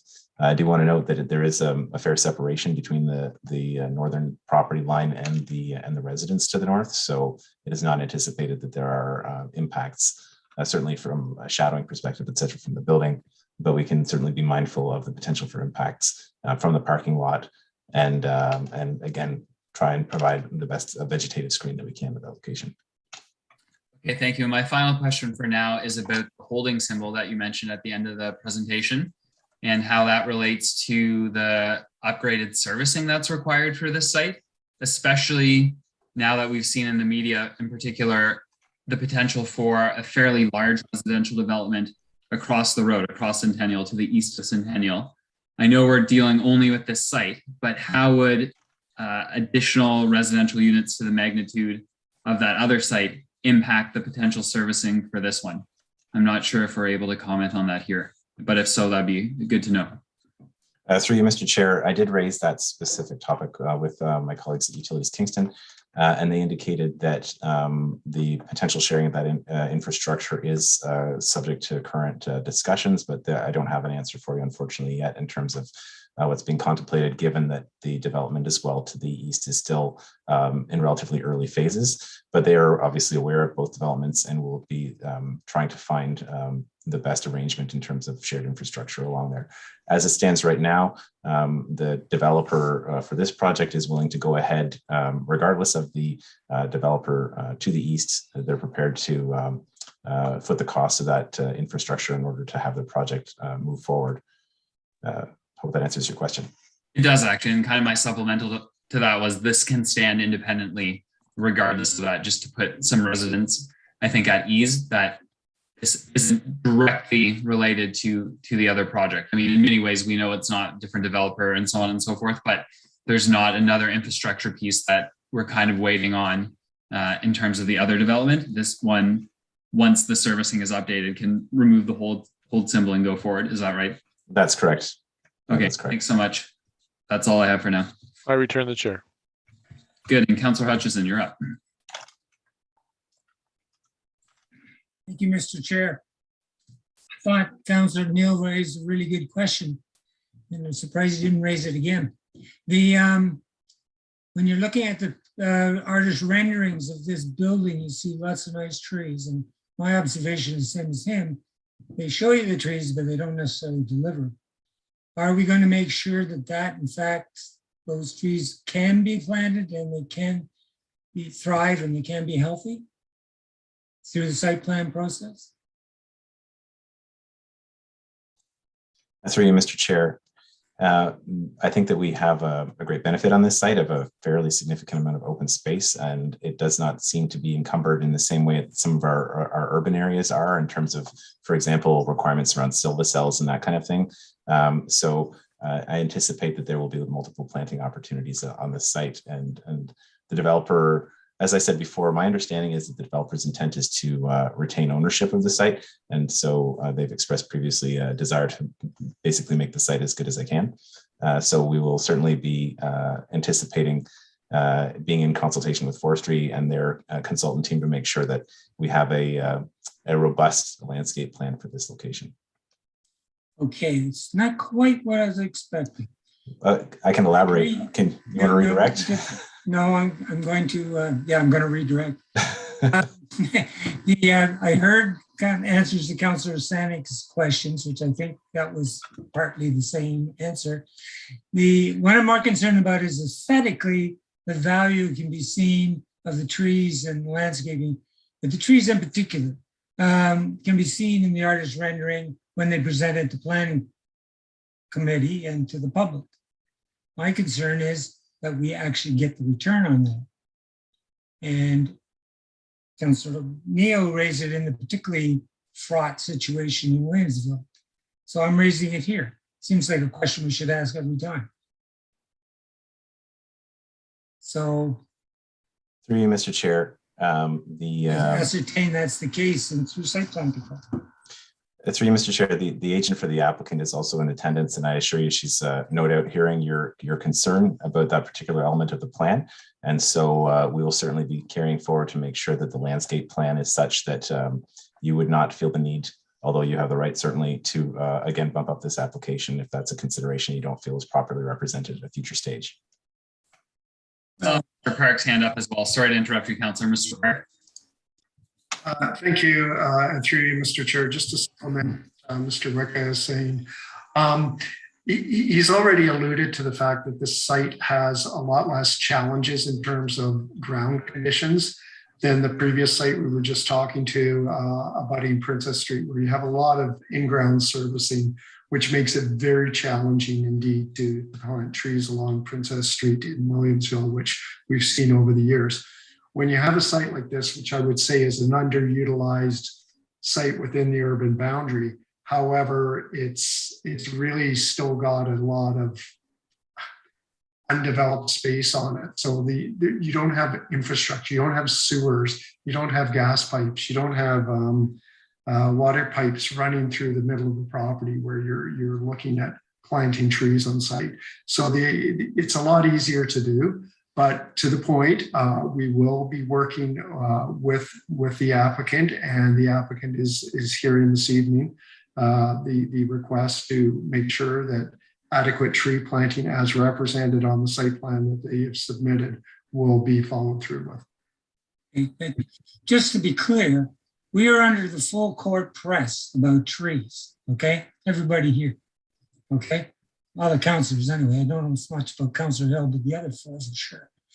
And whether they're for aesthetic or for climate change reasons, there's something people think, this is I can do, this I can do, right?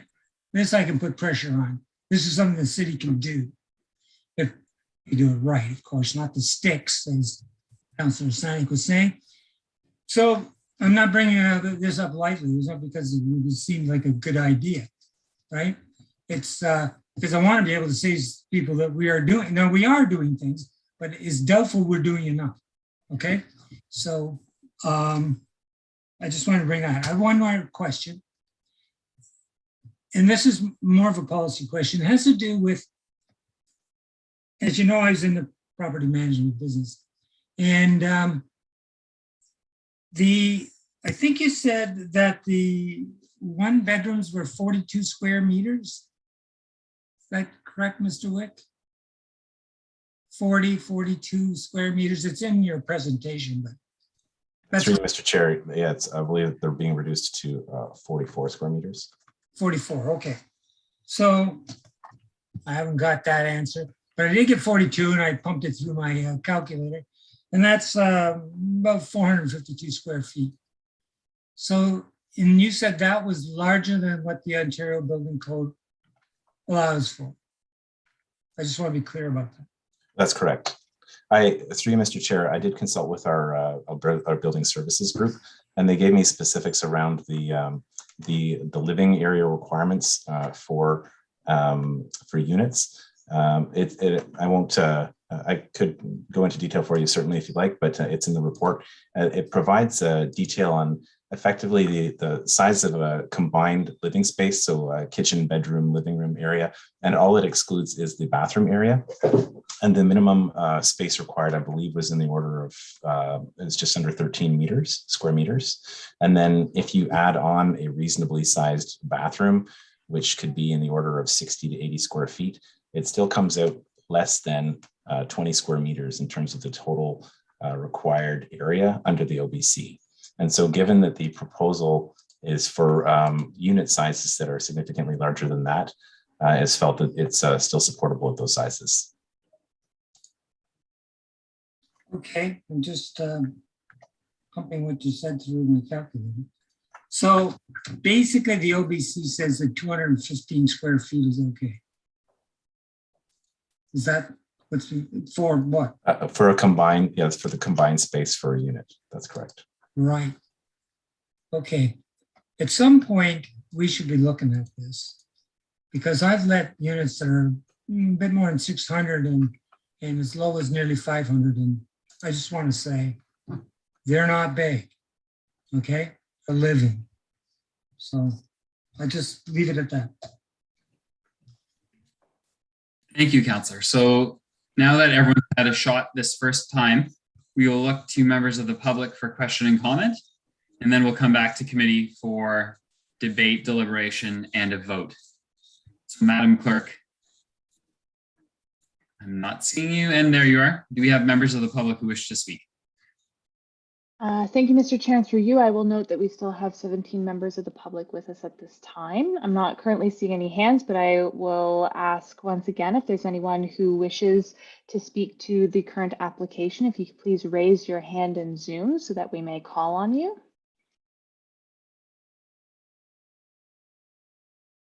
Again, another call to members of the public who may wish to speak to the current application on the floor.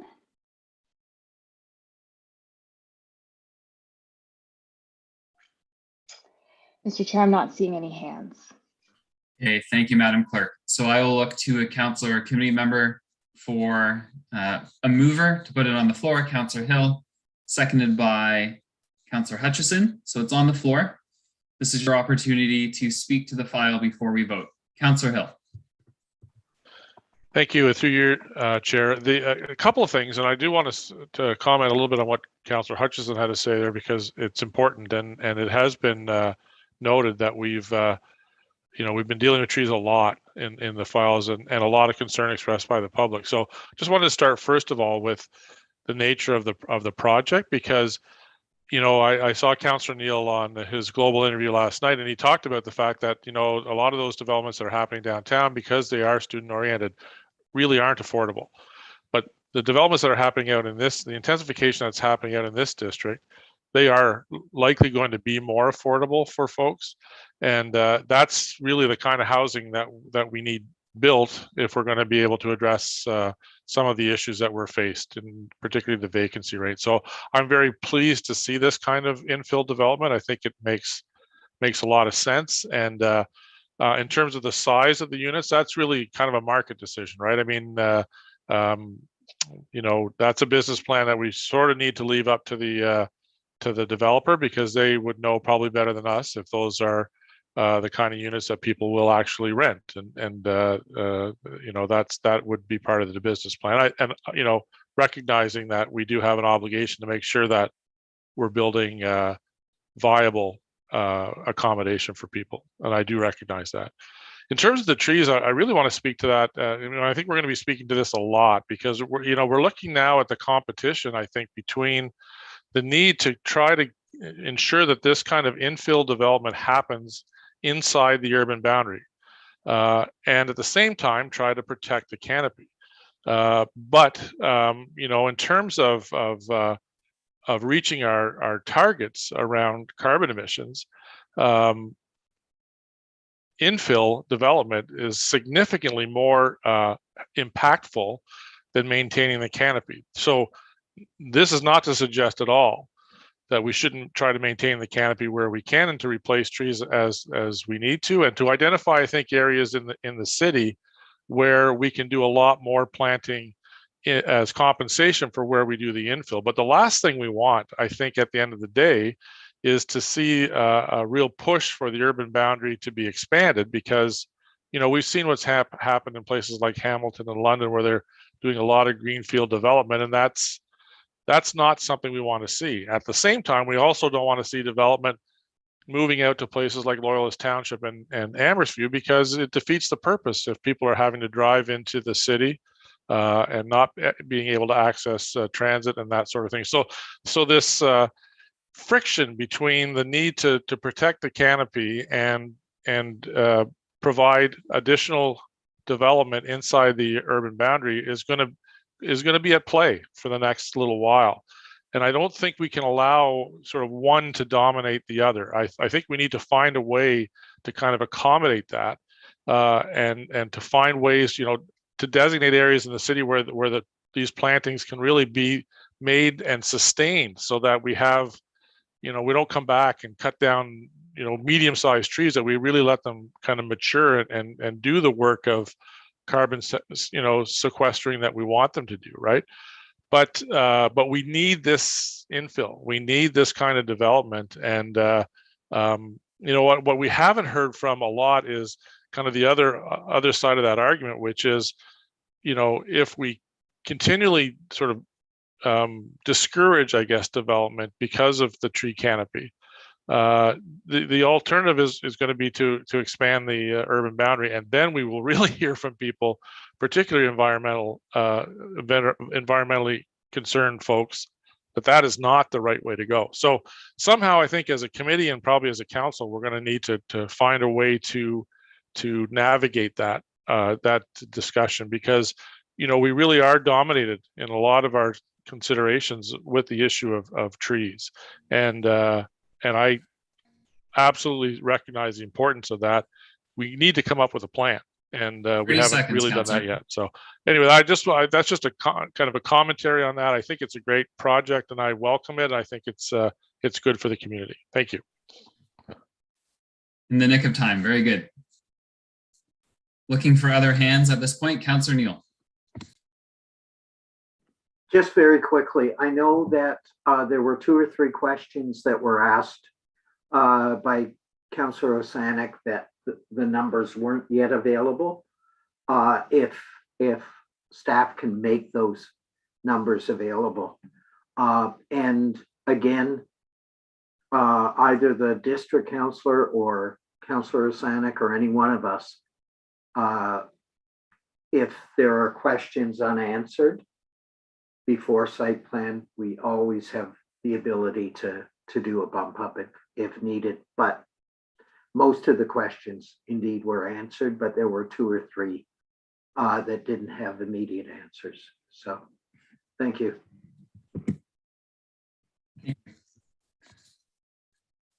I haven't seen any other movement. I will ask Councillor Hill to take the chair again, please. I take the chair and I recognize you. Perfect, thanks. I just want to speak to this as the district councillor to any of my residents who may be listening. Indeed, I'm going to echo what Councillor Neal just said, that I am happy to work with you and my colleagues here on this committee. If we need to bring additional inquiries to Planning Committee one more time, there is that option. So technically the story isn't over yet, because City Council still has to make an approval of this project. So I'm just making that very clear and thanking Councillor Neal for bringing that up.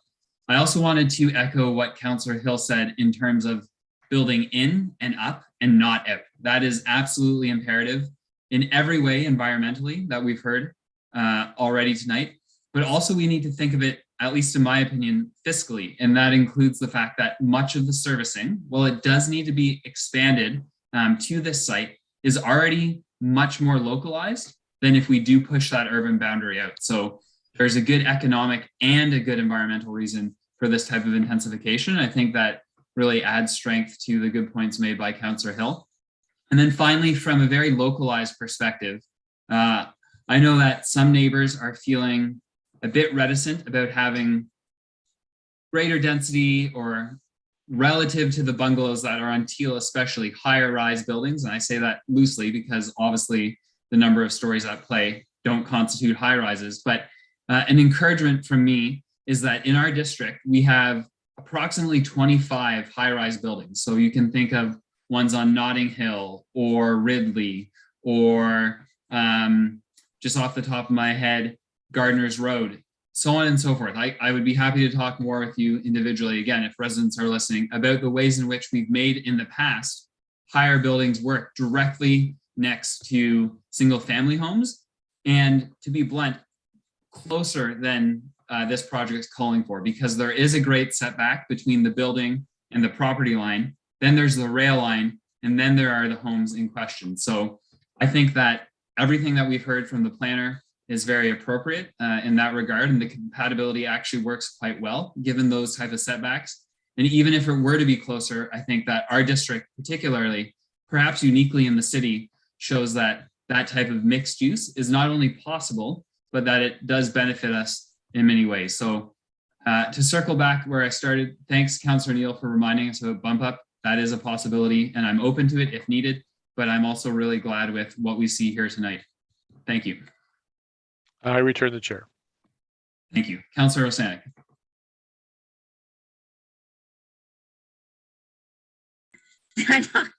Sorry, I just wanted to say I'm so happy that these are what looks to be, they're going to be rentals, because I know that we do have a housing crisis and all housing is really appreciated at this time.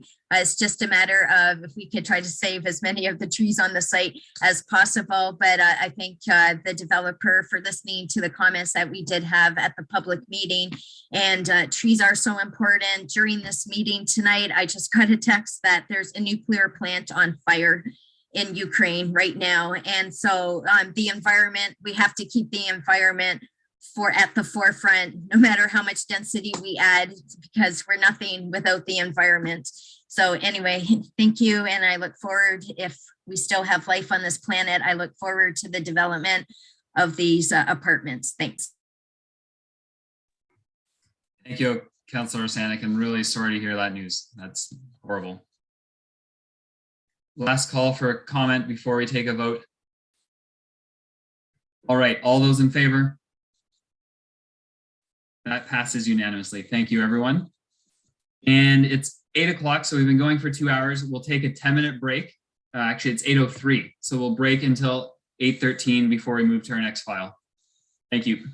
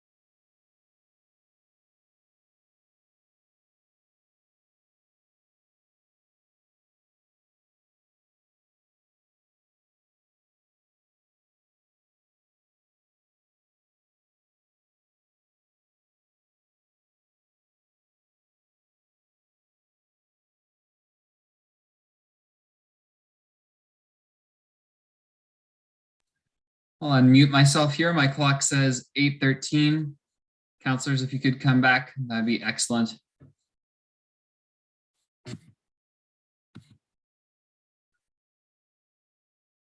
All right, and I see 4 of us, so that brings us to quorum. Madam Clerk, could you just confirm that? Yes, Mr. Chair, we're good to go. Perfect, thanks so much. All righty, many thanks to those who've stuck around for our final business item of the night. That's comprehensive report for 595 Baggett and 38 Charles. That's item C, page 6 on your agenda if you're following along. And like always, we'll look to staff to put this in context for us. Thank you very much. Okay, thank you, and through you, Mr. Chair. This is a comprehensive report and recommendation related to an application for zoning bylaw amendment for the property known as 595 Baggett Street. A public meeting was held with respect to this application on July 8th of last year. Next slide. The purpose and effect of the application is to rezone the subject property to permit the development of a 1-story community facility to accommodate the relocation of the St. Vincent de Paul Center. Next. The subject property is located in the Inner Harbor neighborhood on the east side of Baggett Street, extending the full block between Charles Street and Dufferin Street. The site is currently vacant of development, containing a grass lawn and paved surfaces. The site was formerly occupied by a commercial building, which was demolished in 2013. The surrounding area is characterized by a mix of residential, open space, and community uses. Low-density residential uses ranging from 1 to 3 stories in height surround the subject property to the north along Charles Street and immediately abutting the site to the east. The Calvary United Church is located north of the subject property, and the Boys and Girls Club of Kingston is located to the south. Next slide. The subject property is designated district commercial in the official plan. The property is currently subject to a site-specific neighborhood commercial zone C1 140 in zoning bylaw 8499.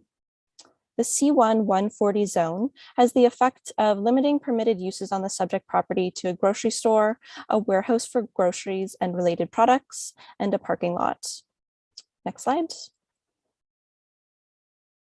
The proposed development will facilitate the relocation of the St. Vincent de Paul Center within approximately 600 meters of their existing location at 85 Stephen Street. As shown here in this conceptual rendering from Baggett Street, a 1-story, 300 square meter facility is proposed. Next slide.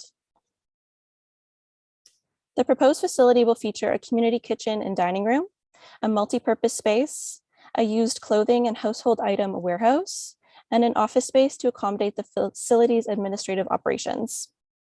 The proposed development also includes 467 square meters of tenant space, which is intended to be leased to one of St. Vincent de Paul's community partners to provide for the co-location of supportive services.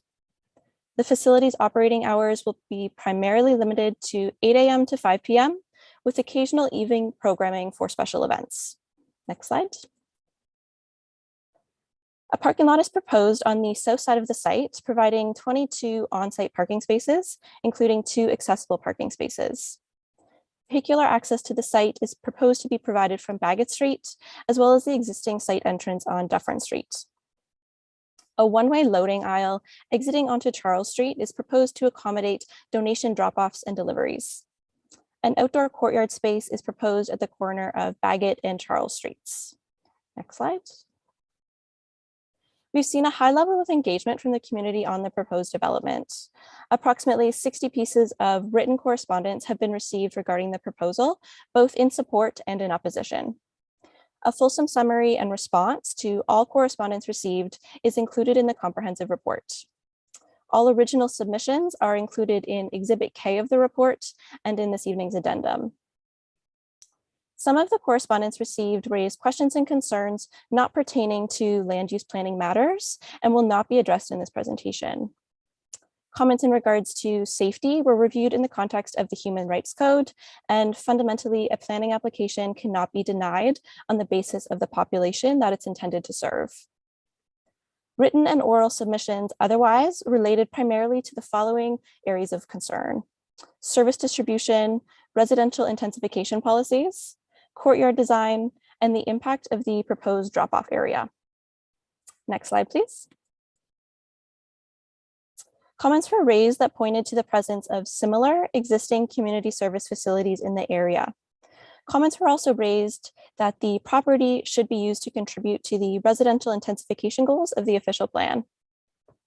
The proposed community facility use is permitted in all institutional, residential, open space, and commercial designations of the official plan. The provincial policy statement and the official plan direct that public service facilities should be co-located in community hubs to promote cost effectiveness and to facilitate service integration, access to transit, and active transportation.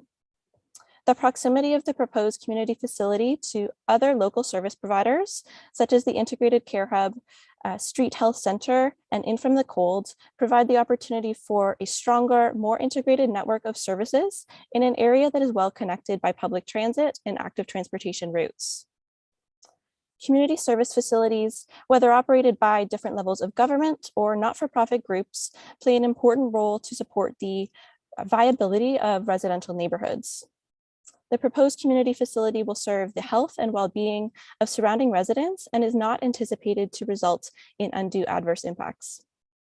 A detailed analysis of the proposed development against all applicable policies of the official plan, including land use compatibility policies, is included in Exhibit H of the comprehensive report. Next slide, please. Several questions and concerns were raised at the public meeting and through technical review in regards to the courtyard space proposed at the corner of Baggett and Charles Streets. The applicant has provided this conceptual illustration of the proposed courtyard to demonstrate how the space is intended to function. The courtyard will feature seating areas for dining, shade trees, planters, and a privacy screen along the Charles Street frontage. The courtyard will be enclosed by a fence with a lockable gate to ensure the space is not unintentionally used outside of the facility's operating hours. Further, the courtyard will be designed to ensure that it does not obstruct the required sight triangle at the intersection of Baggett Street and Charles Street. Next slide. As a result of comments and concerns raised regarding traffic and deliveries, staff sought some more information on the proposed drop-off area or loading area on the east side of the building. The loading area will be used to efficiently facilitate item drop-off, including food for meal service and donated clothing or household items. The loading area is proposed to be enclosed with garage doors to mitigate the potential for noise impacts on adjacent residential properties. The proposed loading aisle will be one-way with entrance from Dufferin Street and exit onto Charles Street, so reversing will not be required. The applicant has advised that deliveries will only be accepted between the hours of 9 a.m. to 1 p.m. so as to limit delivery activity. The Baggett Street entrance will function as the primary vehicular entrance to the parking area of the site. Next slide. So because the C1 140 zone restricts uses to only those listed in the site-specific zone, the applicant has submitted a zoning bylaw amendment application to permit a community facility as defined on this slide, which will effectively implement the intent of the official plan to permit community facilities in commercial designations. Reliefs are also sought for reduction in off-street vehicle parking spaces and for parking design standards. The nature of the proposed services is such that many of the staff, volunteer, and client base is expected to travel to the site using active transportation methods. The proposed relocation site is well served by public transit and is conducive to active transportation. Further, while not required by the zoning bylaw, the applicant is proposing to provide bicycle parking spaces on site. The requested reduction in vehicle parking spaces and parking design standards is required to provide for a compact and efficient site layout while continuing to meet the identified needs of the facility. The requested relief from the minimum parking space length is similar to recently approved developments across the city and will continue to meet the intended needs of site users. The proposed development complies with all other provisions of the C1 zone. Next slide. Planning Services recommends the approval of the application for zoning bylaw amendment for 595 Baggett Street. The proposal will provide for the co-location of community services in close proximity to public transit and active transportation routes. The proposed community facility will serve the health and well-being of surrounding residents, support the 10-year municipal housing and homelessness plan, and is not anticipated to result in undue adverse impacts. The proposed zoning bylaw amendment is consistent with the provincial policy statement, conforms to the official plan, and is appropriate for the subject lands. Next slide. Following approval of the requested zoning bylaw amendment, the proposal would be subject to site plan control in advance of building permit issuance. Detailed site design, including landscaping, lighting, and building materials, will be reviewed and finalized through this process. Next slide. And with that, I am happy to answer any questions. Thank you. Thank you very much. Very clear and concise, and we appreciate that. So I'll look to committee to start us with questions or comments, and then we'll move to the public. Councillor Hutchison. At the public meeting, I suggest that the drive-through could be reversed. In other words, the building flipped north to south, so that when it was exiting, it would come out, it would go in on the north side, come out on the south against the blank wall of the school there. And I thought that might be more ameliorating for the some of the people living there, living on Charles Street. So was that looked at seriously, or what happened to that suggestion? Thank you, and through you, Mr. Chair.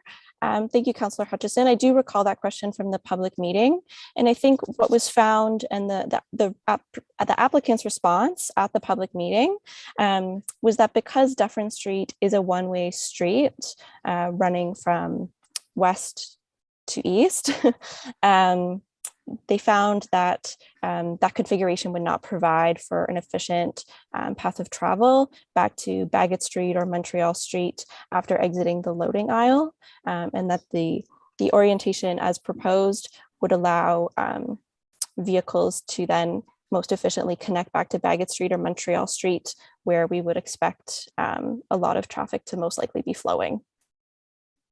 I hate to be contentious, but the one way, is there a particular reason for that? I can't remember any reason why it's one way there, other than that's a fairly narrow street. Thank you, and through you, Mr. Chair. My understanding would be that that has been the case for some time now.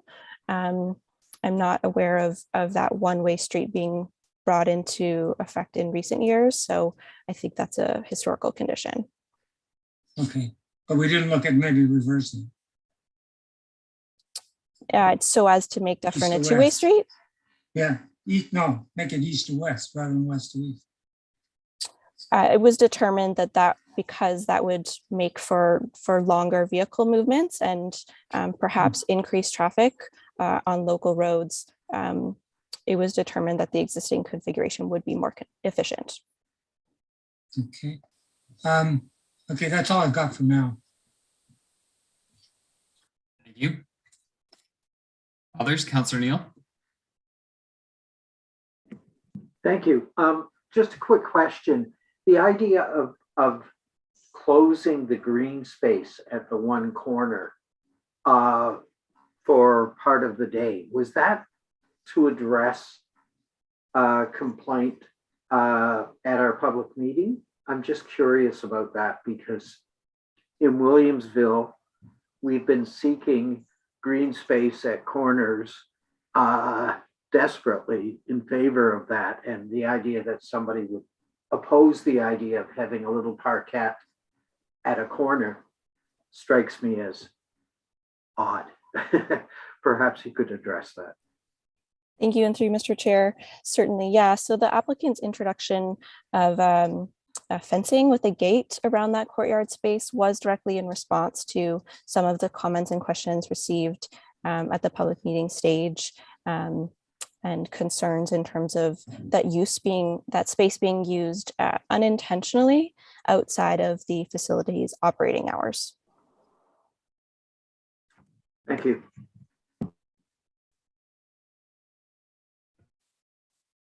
All right, Councillor Osanek.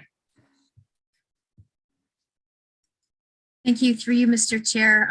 I know that there's a letter in tonight's addeds, and I remember also at the public meeting, but I just don't see the response to that right now in the report. But it was about Montreal Street. Like, how come the entrance can't be right off of Montreal Street? How come it has to be more on Baggett in their residential area? Thank you.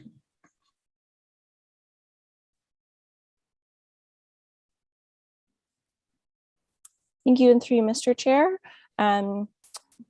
The proposed application is limited to the subject property at 595 Baggett Street. It does not have frontage on Montreal Street. There is vacant property adjacent to this parcel on the opposite side of Baggett Street that does have frontage on Montreal Street, but that property is not subject to the application before us tonight.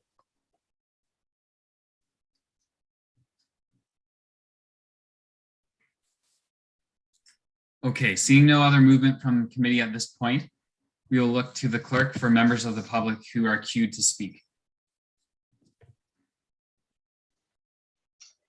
Thank you, Mr. Chair, and through you. For those who are joining us this evening, if you please raise your hand in Zoom should you wish to speak to the current application. And Mr. Chair, I will note that we still have 16 members of the public at this time. So we're going to begin with Christian Fowler. Perfect. And Mr. Fowler, if I could just pause for one moment and remind folks that we'll do 4 individuals at a time, give the planner an opportunity to respond. And then if we need to go through that process again, that's fine. We'll do it as often as we need to get everyone who wishes to speak an opportunity to do so. So Mr. Fowler, your name and address, please. Thank you for your time today. My name is Christian Fowler, and I'm the homeowner and resident of 12 Charles Street. That is just down the block from the proposed location of the new St. Vincent de Paul facility. I was in attendance at the virtual meeting on July 8th regarding the zoning amendment, and I strongly opposed the zoning amendment change, as well as the existing design plans put forward by St. Vincent de Paul. Let me begin by saying that I wholeheartedly support the work done by St. Vincent de Paul. The community services offered by this organization provide vital resources that prevent the further isolation, displacement, and harm of our most marginalized community members. The pandemic has greatly heightened the disparities within our community, and it's only natural that St. Vincent de Paul is seeking to expand their capacity and increase service offerings. With this said, I'd like to share the following concerns and suggestions for the committee's consideration. Charles and Baggett experience heavy foot traffic, especially during the warmer months. A large portion of this traffic consists of young students attending Leahurst College High School, located down by the water in the Woolen Mill. It's not unusual on any given weekday to see 20 to 50 students pass by our windows on their way to and from school, as Charles Street offers a straight shot to the mill for residents living west of Montreal Street. Additionally, the Boys and Girls Club on Baggett Street, along with a massive influx of families with young children to the neighborhood during the pandemic, leads to the obvious conclusion that Charles and Baggett are major thoroughfares for foot traffic, disproportionately made up of young children and high school students. A major increase in vehicular traffic, along with tight sightlines created by the back delivery laneway of the proposed plan, will pose a significant risk to the safety of our children and our neighbors. The intersection of Charles and Baggett is currently the site of multiple near-miss traffic incidents every single day. That intersection is a two-way stop with no stop signs present for traffic heading east-west along Charles Street. Even with completely open lines of sight provided by the empty lot at 595 Baggett, drivers regularly plow through the stop signs at this intersection with little regard for pedestrian or vehicular traffic. I myself have almost been struck on multiple occasions while traversing this intersection, both on foot and in my car. The proposed plans for this building, including the amended green space with the thick metal fence, will greatly restrict lines of sight for traffic traveling through this intersection. If the committee allows the applicant to proceed with their development as planned without instituting at least a full four-way stop, then a major accident at this intersection is not just possible, but inevitable. The next point I'd like to address is that I, along with many other community members who have written to you, am really concerned by the lack of clarity provided by St. Vincent de Paul in regards to the scale of their delivery and drop-off operation. On the July 8th meeting, the representatives of St. Vincent de Paul assured residents that their food drop-off is handled by one mid-sized van every day and would not present any issue of noise pollution or increased traffic along the proposed drop-off route. This is entirely inconsistent with St. Vincent de Paul's plan to scale the number of clients they're able to serve with each meal. I've seen the number 300% used by several other community members, But if St. Vincent de Paul is tripling their seating capacity as well as adding breakfast and dinner programs to their services, this is an effective increase in food deliveries of 900%. To that end, I'd like to know, will St. Vincent de Paul be employing a fleet of 9 delivery vans per day? Or perhaps instead they'll consider consolidating their deliveries to 3 much larger vehicles every day? Given this context, I hold that the proposed solution of a drop-off route exiting onto Charles Street, a small residential street where larger vehicles often can't even pass by each other side by side, is terrifically short-sighted and downright dangerous. Next, I'd like to draw your attention to section 2.7.1 of the official plan, which clearly states, quote, that development and or land use change must demonstrate that the resultant form, function, or use of land are compatible with surrounding land uses, unquote. A high traffic, car-centric facility is very clearly not in compatibility with surrounding land uses. Additionally, the construction of this single-story facility is blatantly at odds with the North Kingstown secondary plan. We are in desperate need of high-density, affordable housing in our neighborhood, and I'd urge the committee to consider the fact that a multi-unit affordable housing building with designated RGI units for low-income tenants at this location would also meet the urgent need of many members of St. Vincent de Paul's clientele, while also being in alignment with the City of Kingston's 10-year municipal housing and homelessness plan. The final point I'd like to address is the ownership of the property fronting on Montreal Street, just west of the proposed site. It currently appears in the TerraView pin map that SVDP Holdings is also in ownership of this parcel of land. Montreal Street, in contrast to Baggett or Charles, is a relatively major artery through the middle of our neighborhood. It's home to multiple harm reduction sites, the Integrated Care Hub, Rexall, and B&B Pharmacy, which provide methadone services, and many other non-residential businesses. I would urge the committee and the applicant to consider the fact that St. Vincent de Paul's new location would be a natural fit for this parcel of land. With all of that said, I ask the applicant to directly address how, at capacity, they plan to deliver 9 times as much food as they currently do, without negatively impacting the safety of other residents in the neighborhood, primarily children walking to school. Thanks for allowing me the time to speak and share my concerns with you today. It's my hope that this committee will take into consideration not just the needs of St. Vincent de Paul, but also the entirely legitimate and largely unaddressed safety and security concerns of our fellow neighbors and residents by denying this zoning bylaw amendment in its current condition. Thank you.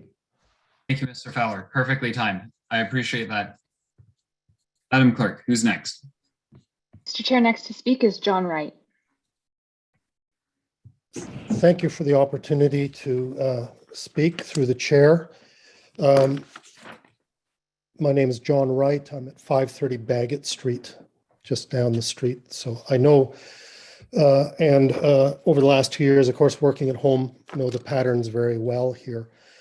I'm a little confused by this process in that we continue to talk about St. Vincent de Paul and their programs and the needs rather than why that piece of land is a good fit and why that piece of land should be an unfettered commercial zone.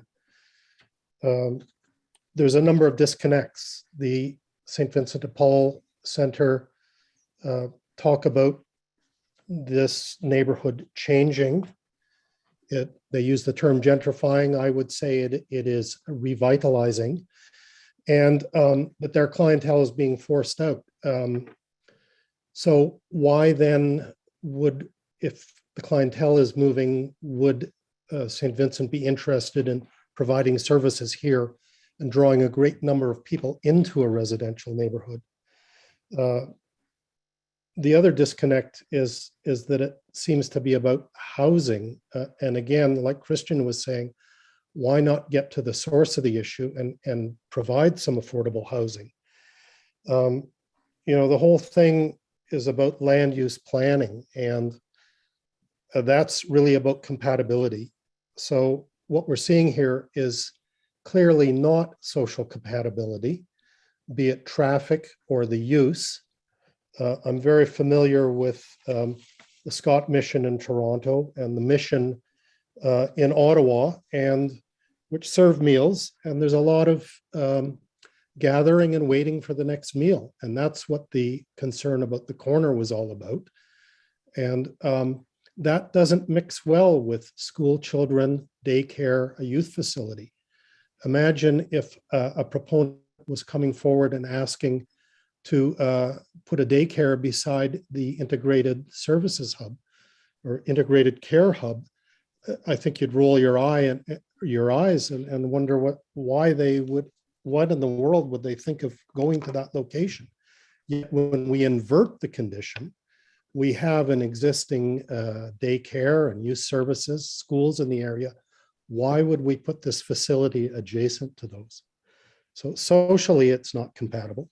In terms of built form, it is a suburban form that is wasteful of land. The tests of urban design are scale, form, and character. So to look at this bungalow-like building, surface parking, it's a fallacious argument to say that this fits. In terms of city policy, the earlier discussions about the housing crisis. So here we have a serviced piece of land with existing roads, and we're discussing a 1972 bungalow structure instead of a 2022 missing middle, medium density housing form, which could include some mixed use and could include seniors or affordable housing. So how does that fit with the housing crisis and the stated objectives of the city's intensification?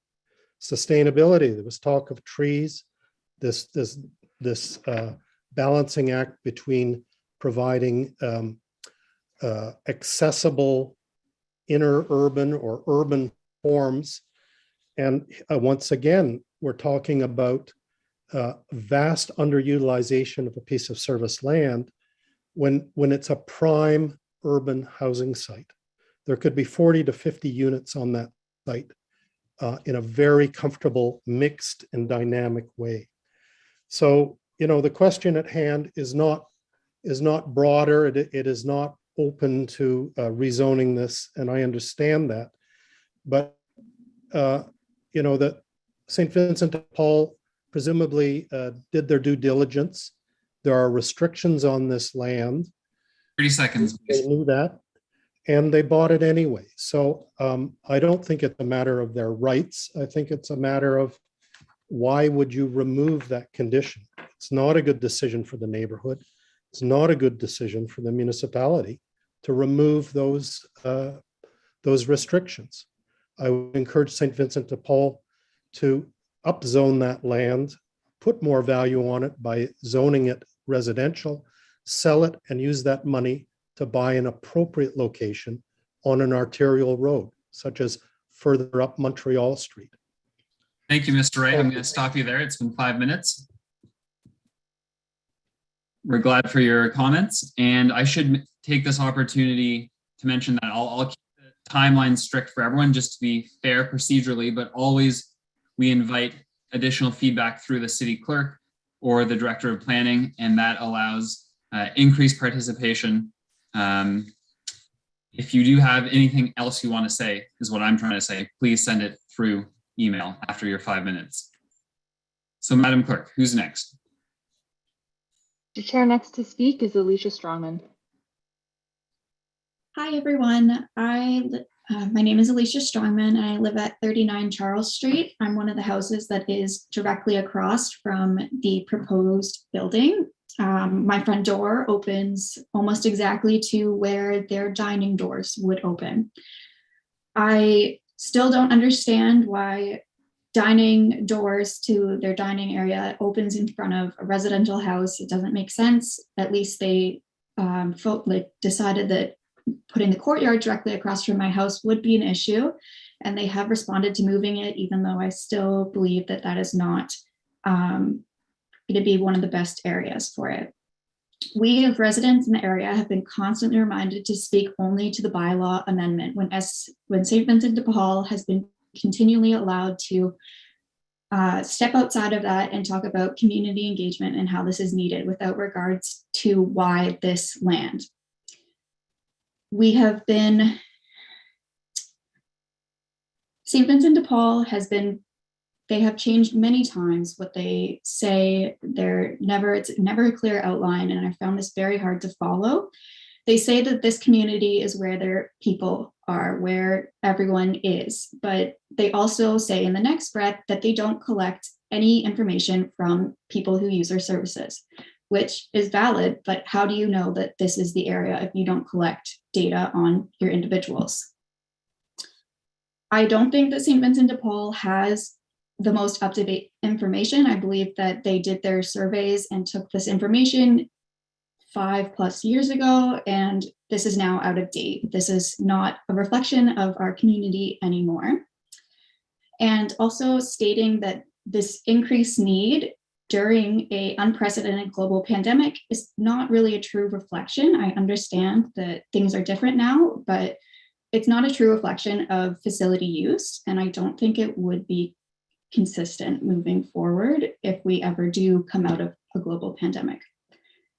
I also just don't understand why all these windows and the doors facing my house, I just can't fathom why dining hall has to be on this side of the building. And in final, I don't think that this zoning bylaw should be amended for this facility. If the land isn't going to be used for affordable housing, which is something that Councillor Neal said about 20 minutes ago, that we have a vacancy free fall rate in this area of town, why are we taking away very close walking distance land that could be used for housing? Why are we taking it away to put a sprawling one-story building down, which will not speak to creating affordable housing for people in this area? If it's not going to be used, then keep bylaw the same and put another grocery store there, help mitigate the food desert that's north of this location, and help people right in this community too. I don't feel that this is the right area. And I think there's just so many questions that have been unanswered by St. Vincent de Paul at this point of why this land, but also not collecting data. So I just have a lot of questions moving forward. Thank you. Thank you very much. And one of the things we hope to do tonight is answer as many questions as we can within our confines. So we appreciate you and your neighbors being here to ask them. And we'll take one more member of the public to comment, question, and then we'll move back to our planning staff to start to find some answers to those questions that we've heard so far. Who do we have next, Madam Clerk? Thank you, Mr. Chair, and through you, next to speak is Willis Champagne, and I'll just ask that he press *6 in order to unmute himself.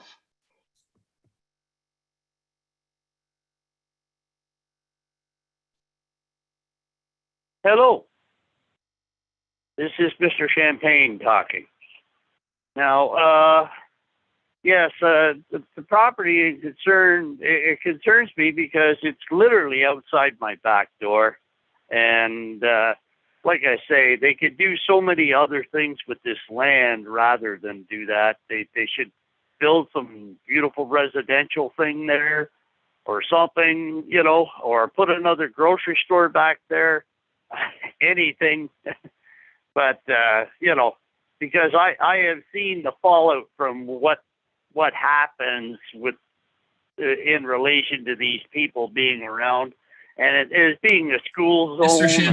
Mr. Champagne, I'm sorry. I'm going to have to cut you there. I recognize that yes, individuals will use this, but we can't comment on people's use. So there's a fine line, and I'm going to try to be fair as chair that way, but we can't comment on those people doing certain things in this location. So if you could redirect your comments, I'd appreciate that. All right. Well, it is... I think they should do something more with the property, and I believe like it's not a good fit for the neighborhood, as we have a school and everything right across the street. I mean, this is literally a couple of 100 feet from my house. They own property beside my house within a couple of feet, you know, and it's just, I don't see how this could be appropriate for the neighborhood. I don't think it's a good fit. I don't know what else to say at this point. I mean, I just feel that they could do so much more with this land. Okay. Now, I don't know if there's anything else. You know, they could do something else with this land, and then it would be to much better use.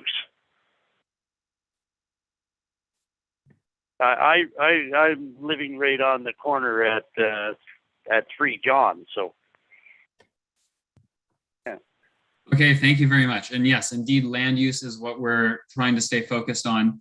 And we're going to move to our planner to comment and answer some of the questions. But before that happens, Ms. Robidoux, I'm sorry to put you on the spot, but could maybe you frame for us again around human rights and what the official plan allows for, excuse me, in terms of human safety and social compatibility versus what it does not, because we want to stay focused on what's within our purview here tonight. And then you can answer some of the questions. If you don't mind, I think that would help everyone here. Certainly, thank you, and through you, Mr. Chair. I'm happy to do that. So comments that have been raised in regards to safety were reviewed in the context of the Ontario Human Rights Code and the planning policy framework, which includes the Planning Act, the provincial policy statement, and the city's official plan policies. And so fundamentally, a planning application cannot be denied on the basis of the population which it's intended to serve, as this may be contrary to the Ontario Human Rights Code. The provincial policy statement requires the city to ensure that zoning bylaws implement provincial policies in a manner that is consistent with the Human Rights Code, as well as the Canadian Charter of Rights and Freedoms. Concerns raised about the proposed development should be based on land use planning considerations as opposed to assumptions about the development's intended user.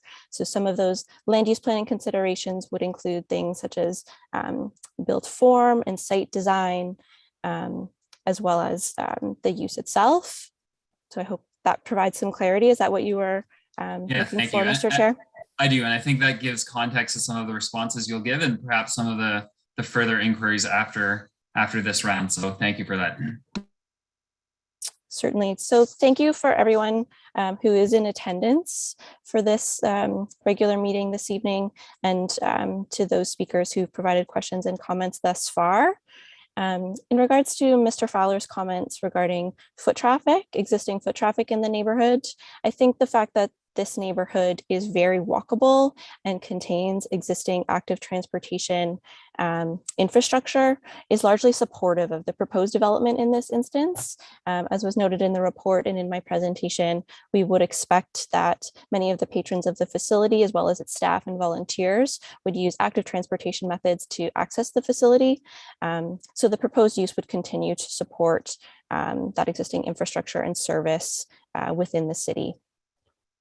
Further, I do want to note that the application is not anticipated to generate significant vehicle traffic to the site.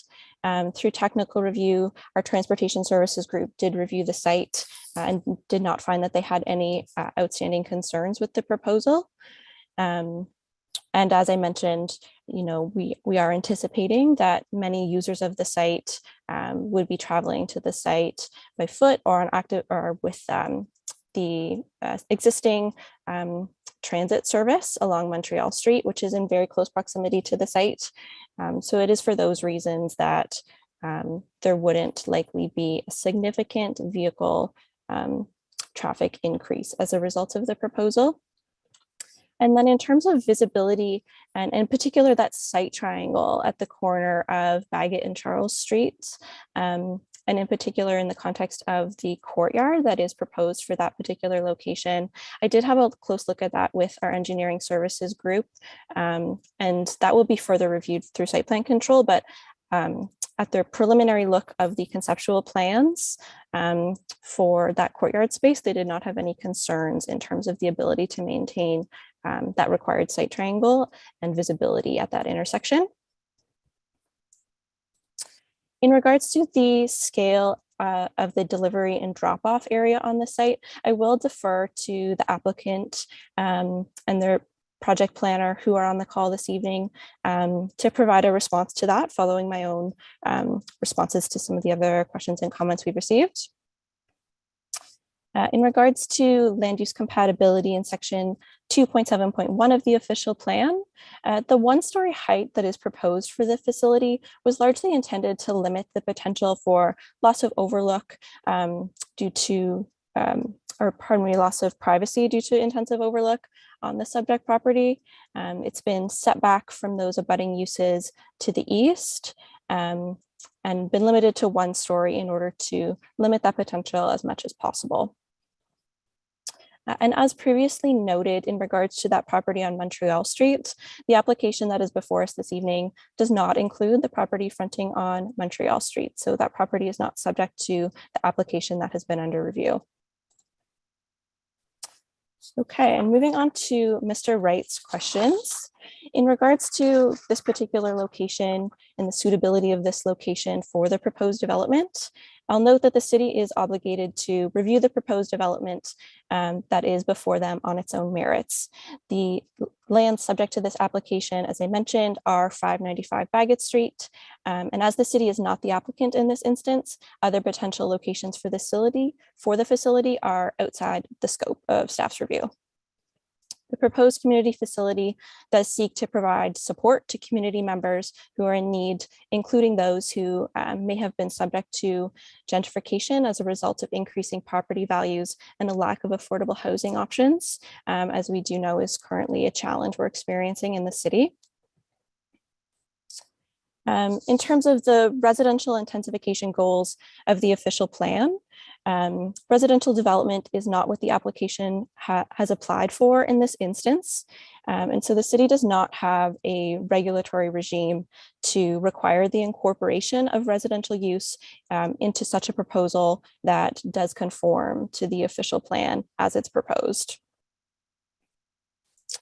And then in regards to those comments made regarding social compatibility of the proposed development, I would reiterate those comments that I made earlier at Chair Kiley's request in regards to the review of this application in relation to the Ontario Human Rights Code, and that this application cannot be denied or provide consideration for the application that it's intended to conserve. I also would like to note that this is a facility that does exist currently within this neighborhood. The proposed subject site is about 600 meters away from the existing facility. So really it's a relocation within the existing neighborhood, and it's not so much the introduction of a new facility into the neighborhood. Ms. Strongman did correctly note that the applicant has incorporated some visual screening along the courtyard space along Charles Street, which was very much in direct response to some of those concerns raised at the public meeting in regards to privacy and the potential for overlook from that outdoor dining space onto the residential uses across the street. Okay, and I think those were all of the comments that I had noted. So I will defer back to the applicant if they wanted to speak to the scale of the delivery and drop-off area. Ms. Wood, the floor is yours. Hi, good evening. Thank you, and through you, Mr. Chair.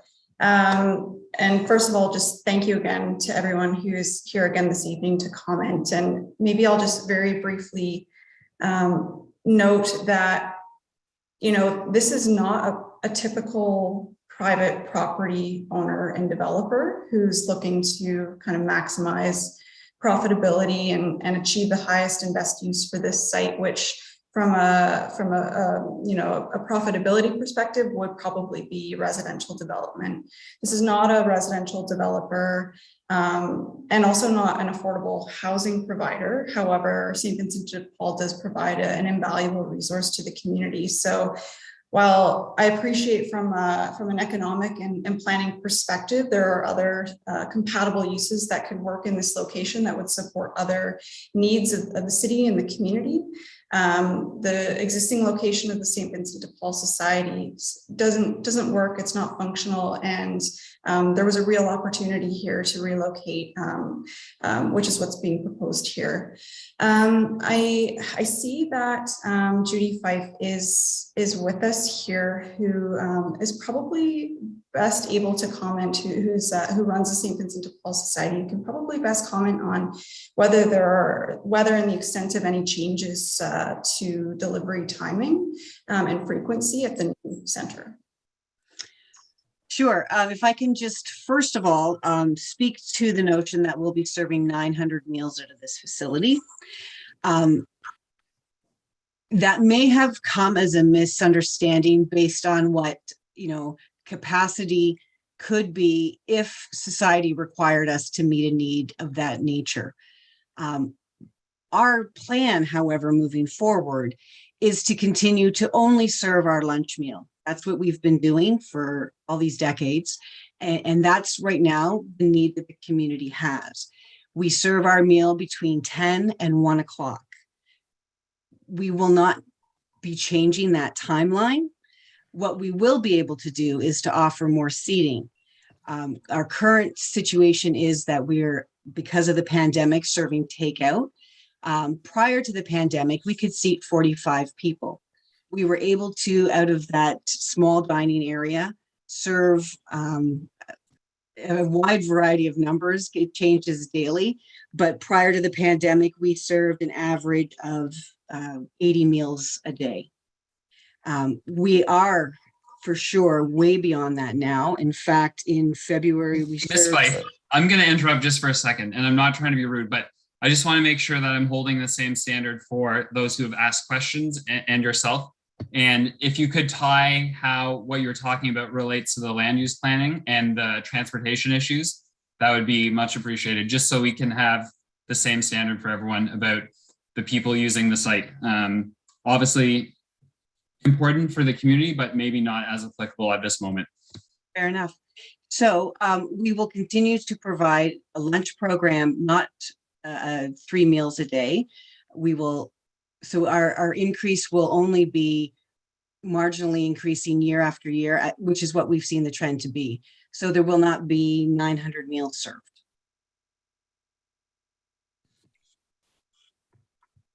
Therefore, there will not be that increase of traffic, which is, I think it was the point of this. Exactly, yeah, thank you. Right now, we use a small Ford Transit vehicle. A volunteer driver goes to Wholesale Club, picks up the food we need for the day. We have donations from Lionhearts that do come in. We pick those up with that van as well. On a bi-weekly basis, we have a delivery from Cisco, occasionally Findlay Foods. That's a one-time drop-off, takes moments, and they're away from the property. Very good, thank you. Ms. Wood, I'm not sure if you wanted to add anything in addition to that. Nothing further, thank you. Thank you, and I also see a hand up from Mr. Barr, one of our planners, Mr. Barr. Thank you. Through you, Chair, I just want to pick up on a few things that I heard through the initial question period that I just want to provide some clarity on. So I've heard North Kingstown secondary plan referenced here this evening. I just want to clarify that the North Kingstown secondary plan is not in effect, nor is it even in draft policy format right now. It's currently a secondary planning process that's on hold. So any sort of policy or thinking or concepting to date for that plan is not forming part of our review because it's not policy that is in review today. I also want to talk about some of the notions that were raised about housing and this being an appropriate location or a better location for housing. And if we take a step back as a city is comprised of many parts, one of those being housing. And tonight alone, Planning Committee has approved 410 new housing units in a strictly residential development in the West End and a mixed-use development located on Princess Street. These types of community facilities are also important to the vital function of our city and fit within numerous places within our official plan. So the question of why here comes into play when we think about a lot of our land use planning decisions. And so this site offers a designation that is supportive of these types of community facilities. It's a large site, centrally located near all of the amenities which have been raised by both Ms. Robidoux and Wood this evening, and it's in near proximity to their existing facilities. So looking at this on a larger citywide scale, these types of facilities are needed. They are encouraged, and this is an appropriate fit for the site tonight as demonstrated through the staff report and the evidence here given tonight. So I just kind of wanted to follow up on those 2 points and be happy to answer any questions you guys have. Thank you, Mr. Barr. Alrighty, seeing no other hands from the applicant or staff, I think it's appropriate, Madam Clerk, to cycle back to the public. You can lead us through that, that'd be helpful. Thank you, Mr. Chair, and through you, Lindsay Foster is next to speak. Hi, everyone. I spoke back in July. My husband and I own 18 rental properties within 2 blocks of this site. We're seriously concerned, and I'm very frustrated by reading the 202-page report that included a lot of correspondence, which I understand, that a lot of our concerns are simply being dismissed, that we are overreacting, that we are not in support of St. Vincent de Paul. I just want to make a couple things clear, and I actually wasn't going to speak tonight, but I just... Ms. Foster, before you do, just for the record, could you give us your address, please? I know that we might have it on file elsewhere, but for this file, we need it as well. Let's say 36 Charles, right behind this property. It's one of our properties, so I'll use that one. I was listening with interest with all the councillors referring to the project Princess and Albert and referring to the Williamsville plan. And the planner who just spoke beforehand talking about the North Kingstown secondary plan, which is just a concept. 6 years later, it's still just a concept. But it's something that is desperately needed in this area. But there's no vision. There's no plan for the land use in this area. Every community facility that addresses high needs residents is in Kingstown District. So here we go again, no vision, no plan, and no regard for the fact that it's surrounded by residential neighbors who are very concerned about a number of things. And I wanted to clarify the traffic study, again, being disregarded. If you drive a car and you're going north on Baggett Street and you stop at Charles, you're halfway through the intersection before you can see any cars coming up Charles Street. How that's not a 4-way stop to begin with anyway. You had a building right at that corner, you're definitely going to illuminate any site for any motorist or pedestrians coming along that route. So how that's not regarded is beyond my comprehension. Dufferin Street, if you remember the no frills when it was there, that was the exit point, was on Dufferin Street. So to say that that can't be done, that's what was done with no frills. There was no entranceway, no exitway on Charles. It was all on Dufferin. There was a few entrance on Baggett, but the last couple of years they closed that off. It was all entrance to the parking and exit of the parking from Dufferin Street. The deliveries, while there may not be as many food deliveries as 900 meals, we're also talking about donations to St. Vincent de Paul. And while there may be strict hours between 9 and 1, we know that any community facility that collects donations of clothing, furniture, it is dumped. And it is dumped there at all hours, and there needs to be a plan, because if that's dumped, that is just adding to the confusion of the neighborhood. Let's just say that. The drive-through portion, I've read through a few notes, and I'm still sort of disillusioned by that when they're talking about no increased traffic impact, no issues with the neighborhood, it's like you've got donations coming in, not just the food sources for what St. Vincent de Paul provides, but you're expanding the warehouse by how much? The donations are going to be coming in. They're going to be dropped off more than likely by car, a very strong chance of that. So that just can't be disregarded, and it's insulting that it is.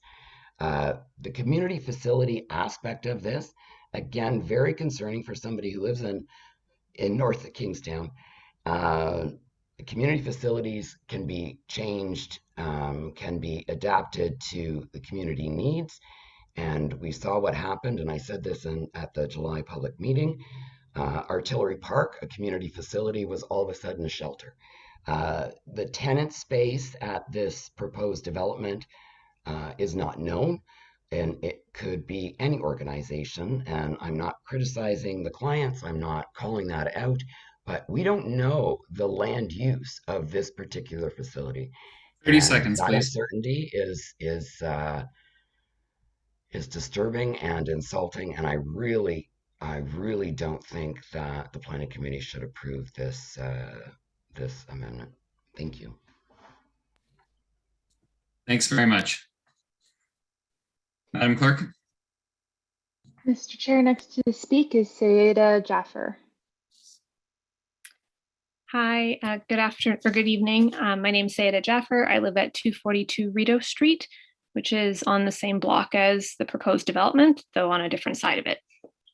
I'm sorry, I'm just trying to catch my breath because I have to admit, I'm one of many people who strongly supports this development. I understand we've heard from a lot of people tonight who have concerns, and I want to respect people's concerns. I also want to encourage people to think about that this neighborhood, sorry, I'm feeling a little bit upset about some of the things I'm hearing. I'm just trying to like process that and respond because I've lived in this neighborhood for a long time. I've lived here since 2008 and I've seen people be pushed out, and I understand that people just want to have some certainty about what's going to come. But I think that I have so much respect for St. Vincent de Paul and the work that they do. And I think we just need to trust each other a little bit more and have faith and work it out with them about how this is going to look, you know? I think some of the questions that we're asking of them in terms of who are going to be the tenants and these kinds of things are actually unreasonable questions to be asking of them. And I think it's unreasonable scrutiny. I've heard people talk about the North Kingstown plan. And yes, I understand it's not been approved, but I went to almost every meeting of the North Kingstown planning process and commented extensively. And what I heard intensively was people wanting the neighborhood to be inclusive and to not leave people behind. And St. Vincent de Paul moving to this location is part of that. It's not leaving people behind. It's recognizing who's part of this neighborhood and has been part of this neighborhood for decades, you know? So this is actually a neighborhood that has served and has been like, low-income people have been part of this neighborhood always, you know, and this is still should be their neighborhood. And I'm glad there are neighbors. I'm not saying we don't have challenges. There are challenges in our neighborhood. I don't want to pretend there isn't, but they are part of this neighborhood too. And I wish we had more compassion and willingness to recognize that. And yeah, sorry, I'm just feeling really disappointed in some of the things I've heard tonight. And mostly I just want to say, I think this is a great idea. I'm really looking forward to St. Vincent de Paul moving to my block. I think that they do excellent work. I think that they're essential, that they, you know, they can't move out of the neighborhood because people come there by walking distance. And if it's too far, they won't go, you know, and we are an area that services people because we have good access to transit, because we have access to other kinds of programs and services they need. It has to be here. And I think the idea that that has to be housing to me is also, yes, it would be great if we could have more housing, but there's lots of other empty lots, and it's not St. Vincent de Paul's responsibility to build affordable housing in our neighborhood. We all have to collectively figure out another way to do that. And I also just want to say about the traffic, we've seen massive increases in deliveries for all the online shopping people in our neighborhood are doing. So I feel like that's a false argument, you know, there's tons more traffic because of all the online shopping we're doing. So I think any of the increased traffic by St. Vincent de Paul will be marginal in comparison. Anyway, I'll stop there, but I just want to say, yes, wholeheartedly support. And I think there's a lot of other people in our neighborhood who support this development too. You know, they just may not come out to this meeting tonight. And I think that the appendices spoke to that in the report today. Thank you. Thank you very much. So if I have my notes right, that's 3. So one more before we go to the planner again. Is someone there? Yes, Mr. Chair. Next to speak is Tony Thornton. Hi, yes. Can you hear me? We can. Like Saida, I would like to express my strong support for this project and for this site. For St. Vincent de Paul, I live at 342 Rideau Street, which is just around the corner. My son attended the Boys and Girls Club all his life. I have taught at youth diversion. I was volunteer at Pathways on that same very site. And I can speak very much to the consistent use in terms of the social fabric of this neighborhood and the adjacent services. And during the pandemic, I've been home working, and my home office faces Rideau Street. And I can tell you that I have a very intimate, understanding of who our neighbors are and, what services are needed in this neighborhood. And absolutely, emphatically, I would say that, what we need is our places like this community center. I am also very familiar with the services at ICH, and I have been, part of this neighborhood for about 16 years, living at this location. Like Saida, I would emphasize that there are challenges. I've had challenges, living in this neighborhood as a single parent, raising, like a child on my own. There have been times when I've, had to actually intervene in situations myself. But for me, this is part of what community is. It's about recognizing that, our unhoused and low-income neighbors are just as much our neighbors as anybody else in this community, and that, we're here to support one another. And yes, gentrification is happening in this neighborhood, but that's not an excuse to continue to push people out by not offering services. So I want to kind of re-emphasize that nature of the consistent use in terms of the social fabric of this neighborhood. Is there a good, argument for putting a four-way stop at Baggett and Charles? Absolutely. Absolutely. That seems to me to be, a non sequitur. And, should there be good visibility in terms of like that laneway? Yes, absolutely. We want to make sure that it's safe. But those are not arguments, like for not putting, this particular center at that spot. And yeah, I think that's all I want to say. So thanks for listening. Thank you very much. So we'll look to Ms. Robidoux for comment and answer on what we've heard so far in these last four speakers. Through you, Mr. Chair. In regards to Ms. Foster's questions regarding the North Kingstown secondary plan, I'll just add in terms of the comments Mr. Barr already provided, reiterating that this is a plan that's not in place currently. Staff do look forward to reinitiating the North Kingstown secondary plan work in late spring of 2022. So at that time, that work will be reinitiated, and staff will look forward to engaging the community once again and ultimately bringing that plan forward, as it is recognized that it will be important work for our city. In terms of the surrounding residential uses, I'd like to reiterate that the proposed community facility use is permitted as of right in both commercial and residential designations of the official plan. In addition, I think it's important to recognize that community facilities do form an important part of residential neighborhoods in our community, and the proposed facility will serve the health and well-being of residents in the residential neighborhoods that surround the area. So while it is located in proximity to residential uses, I think in this particular instance, that is in line with the intent of the official plan, as well as the zoning bylaw. Interestingly, the 1 and 2 family dwelling A zone, which abuts the property to the north, east, and south, does permit as of right a community hall use, whose definition in zoning bylaw 8499 is very closely aligned with the definition of a community facility that's proposed for this site-specific zoning bylaw. So I think that does provide an indication of the fact that uses such as this are intended to be provided within residential areas.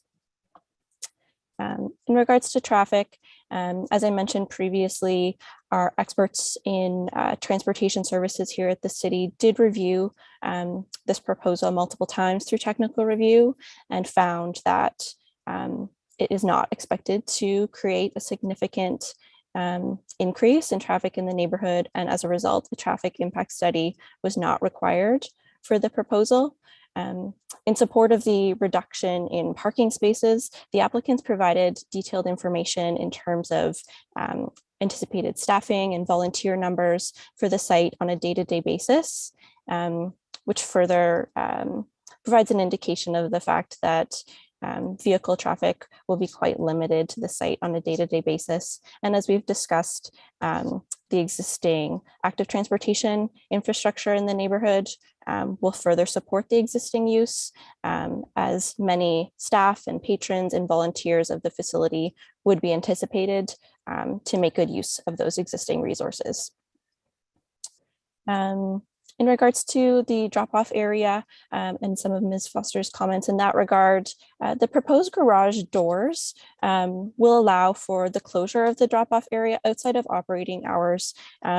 So this would hopefully contribute to deterring the potential for donations to be left sort of unintentionally outside of those operating hours. But I will defer to the applicant to comment on that further in terms of perhaps how they deal with that potential issue at their current facility, or how they would plan to address that at their new proposed facility. Ms. Wood, can you speak to that, please?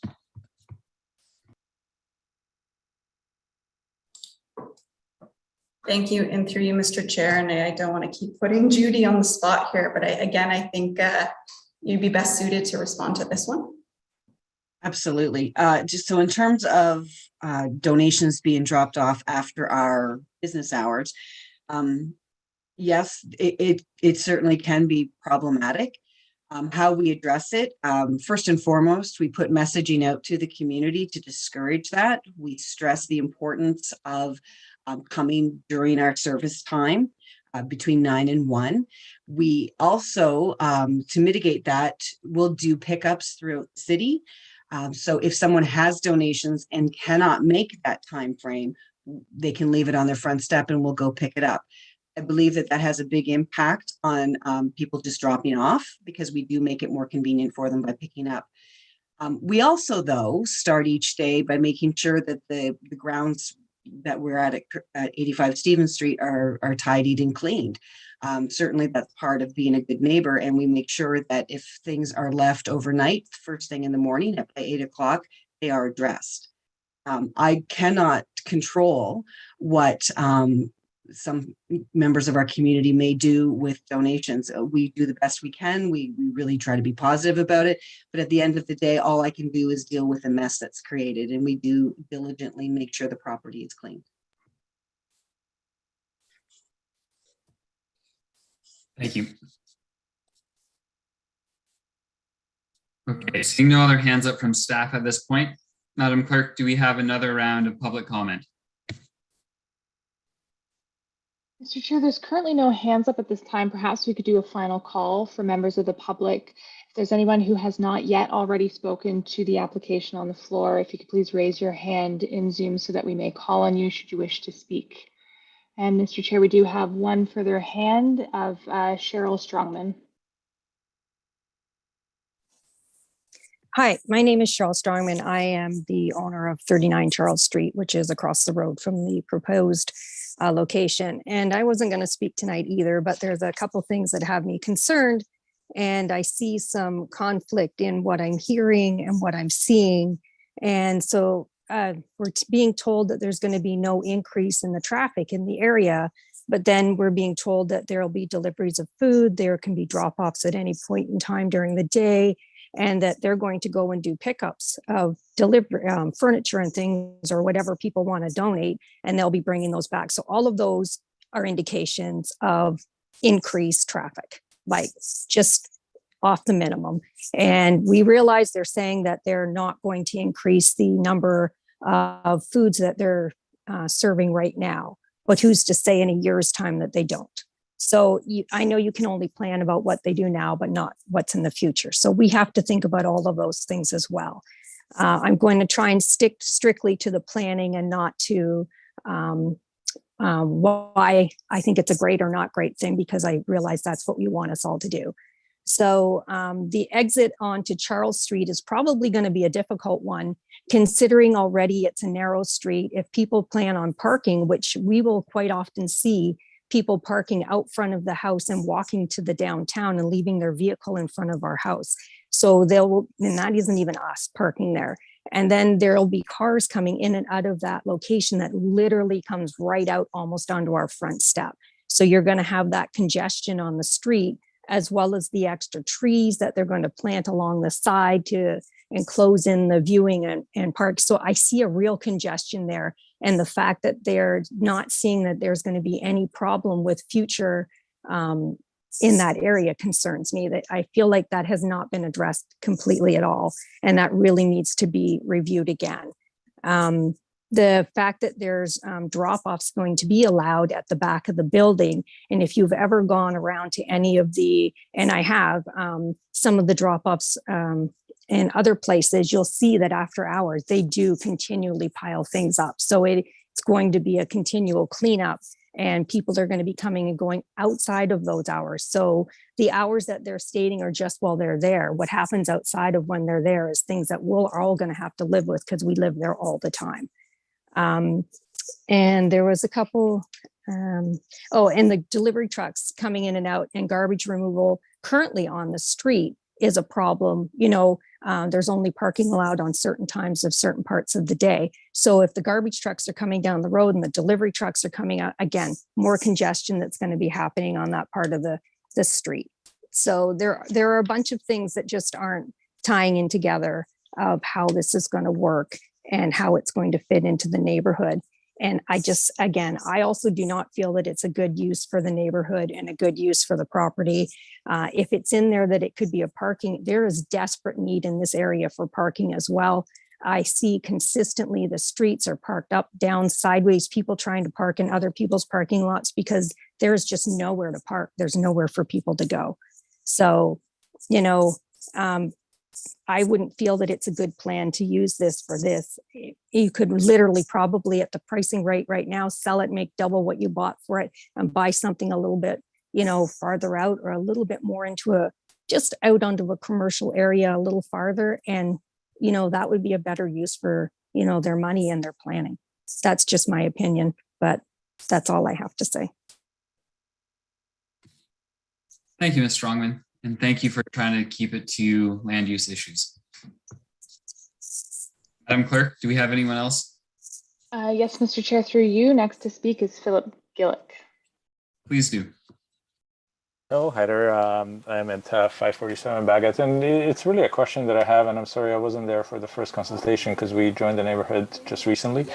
And in terms of when the lady who was presenting the official plan said there is no anticipation of undue hardship in the neighborhood or something to that effect, is that based on actual, and again, I might be revealing my ignorance of the process here, but is this based on actual statistics or that the city of Kingston keeps and uses in this planning?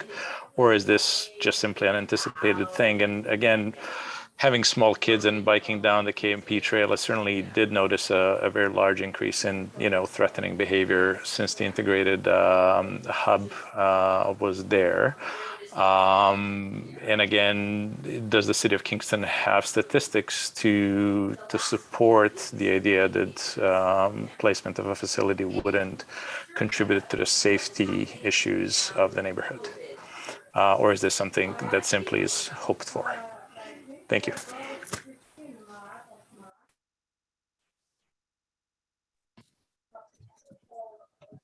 Thank you, Mr. Gillick. Madam Clerk. Mr. Chair, at this time, I don't see any further hands. I'll just do one last call for anyone who wishes to speak to the current application. Please raise your hand in Zoom. Again, this is the last call for any members of the public who would like to speak to the current application. Please raise your hand in Zoom. You don't have any further hands, Mr. Chair. All righty, thank you very much. That will close the public portion, but of course we'll give staff an opportunity to respond to those last two questions and comments that were made by Ms. Strongman and Mr. Gillick. Yeah, through you, Mr. Chair. In regards to Ms. Strongman's comments, I want to clarify that drop-off of donations and deliveries will not be completed at any time through the day. They're specifically being limited to between the hours of 9 a.m. and 1 p.m. in order to limit and consolidate that activity as much as possible.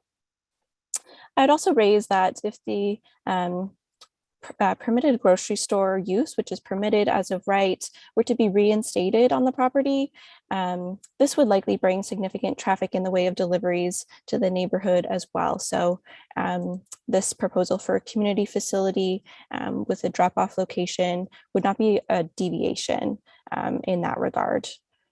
And then again, in regards to traffic, without repeating myself too much, staff did, on the contrary, not provide an indication that there would not be no increase in traffic, but rather that there would be no negative impacts on traffic within the area as a result of the proposed development.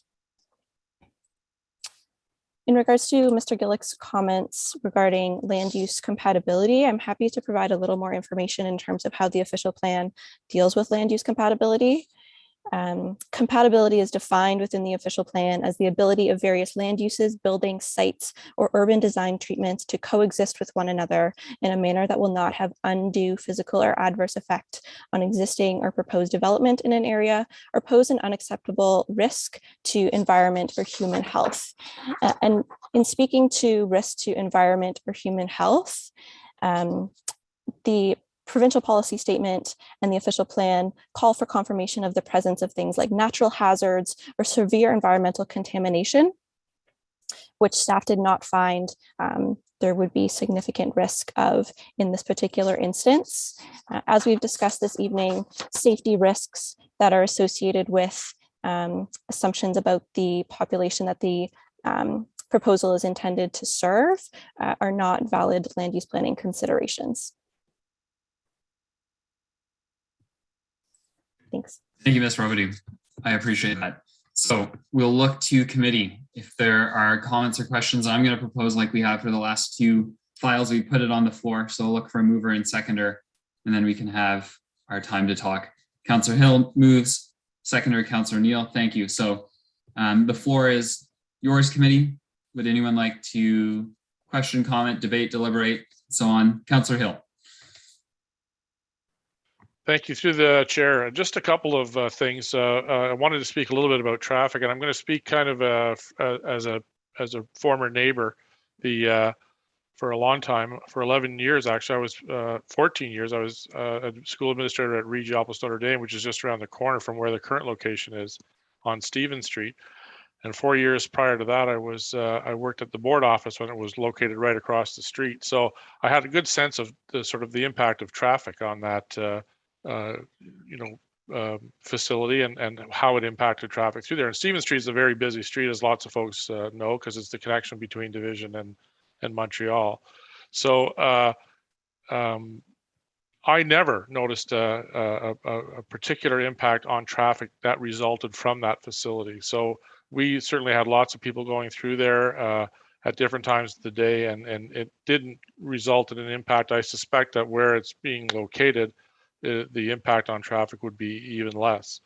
But just as another aside, one of the things that we did at the school was that our kids volunteered at St. Vincent de Paul. That they did that for the years that I was administrator there, and every year where other administrators were there. It's been a long-term relationship, and in all that time, our kids really benefited from the experience of having that facility in the community. I think the facility benefited from the opportunity to work with our kids, and never once was there a problem reported to me. So I have great confidence that this relocation is going to benefit not just the community, but the facility as well. And I think there'll be a welcome addition. And I know it's going to take a little bit of getting used to, but I think it's going to be a great benefit to the community at the end of the day. Thank you. Not a problem. Councillor Neal, you're next. Thank you very much. Quick comment that probably will be a question for staff. For over a decade, that has been vacant property. And I know people have said affordable housing would be good there. We need a grocery store. Given that it's been over a decade, could staff comment on whether we've had any strong requests for affordable housing at that spot, or for another grocery store, which they could do by right? I see Mr. Barr wants to answer my question. And he is welcome to do that. Go for it, Mr. Barr. Thank you, and through you, Chair. I can confirm that for the past time that this property has been vacant, we've received no formal applications to propose any sort of redevelopment of this property. The commercial zoning that has been in place for this site for decades has remained in place and unchanged. So this is the first proposal that we've had come forward in a formal application to propose a new land use on this site. And typically with grocery stores, when grocery stores move, they like to install restrictive covenants on the land so that their former sites can no longer be used for grocery stores. I haven't checked the land for this one, but it might be why an additional grocer has not appeared on this site for the past number of years when it's remained vacant. Thank you very much. And it's odd that people who have been suggesting, high density, affordable housing on the site or a grocery store on the site have also been concerned about increased traffic. Because clearly, if a development went in there or a grocery store, there would be a heck of a lot more traffic generated by those uses than by the proposed use. So, and I don't, I want to say this respectfully, but the only people that seem to be in opposition to this strongly are people within the immediate vicinity of this. And the two people, Saida and Tony, who spoke in favor of it, are a block or more away. I've got a lot of friends in that particular neighborhood, and everybody I've spoken to have been supportive of this. So I think it's, and again, I want to say this respectfully, but when somebody says, well, yes, they do good work, but it strikes me as somewhat being a form of NIMBYism. Like, it's great that they're a block and a half away, but I don't want them in the immediate area. I think staff and the proponents have done a good job of addressing those legitimate concerns. And if some kind of traffic adjustment is required, I would support that. The other thing, and I mentioned it earlier with Ms. Robideau, it's unfortunate that you're going to have a beautiful parkette there, but it's going to be closed.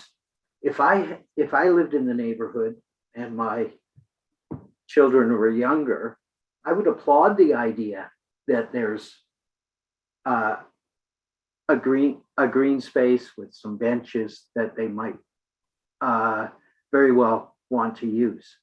The other thing that I want to say is people are talking about lots of foot traffic at all ages using that area. Well, the reality is, and this is Jane Jacobs was very strongly in favor of this, it's eyes on the street. As long as there are people walking and on the street, there's a lot less problems that 3 present seconds, themselves. Counselor. So thank you very much. So I think that we need to support this, given the proposal, I think, is a perfect use for this property. Thank you. Very good. Counselor Hutchison.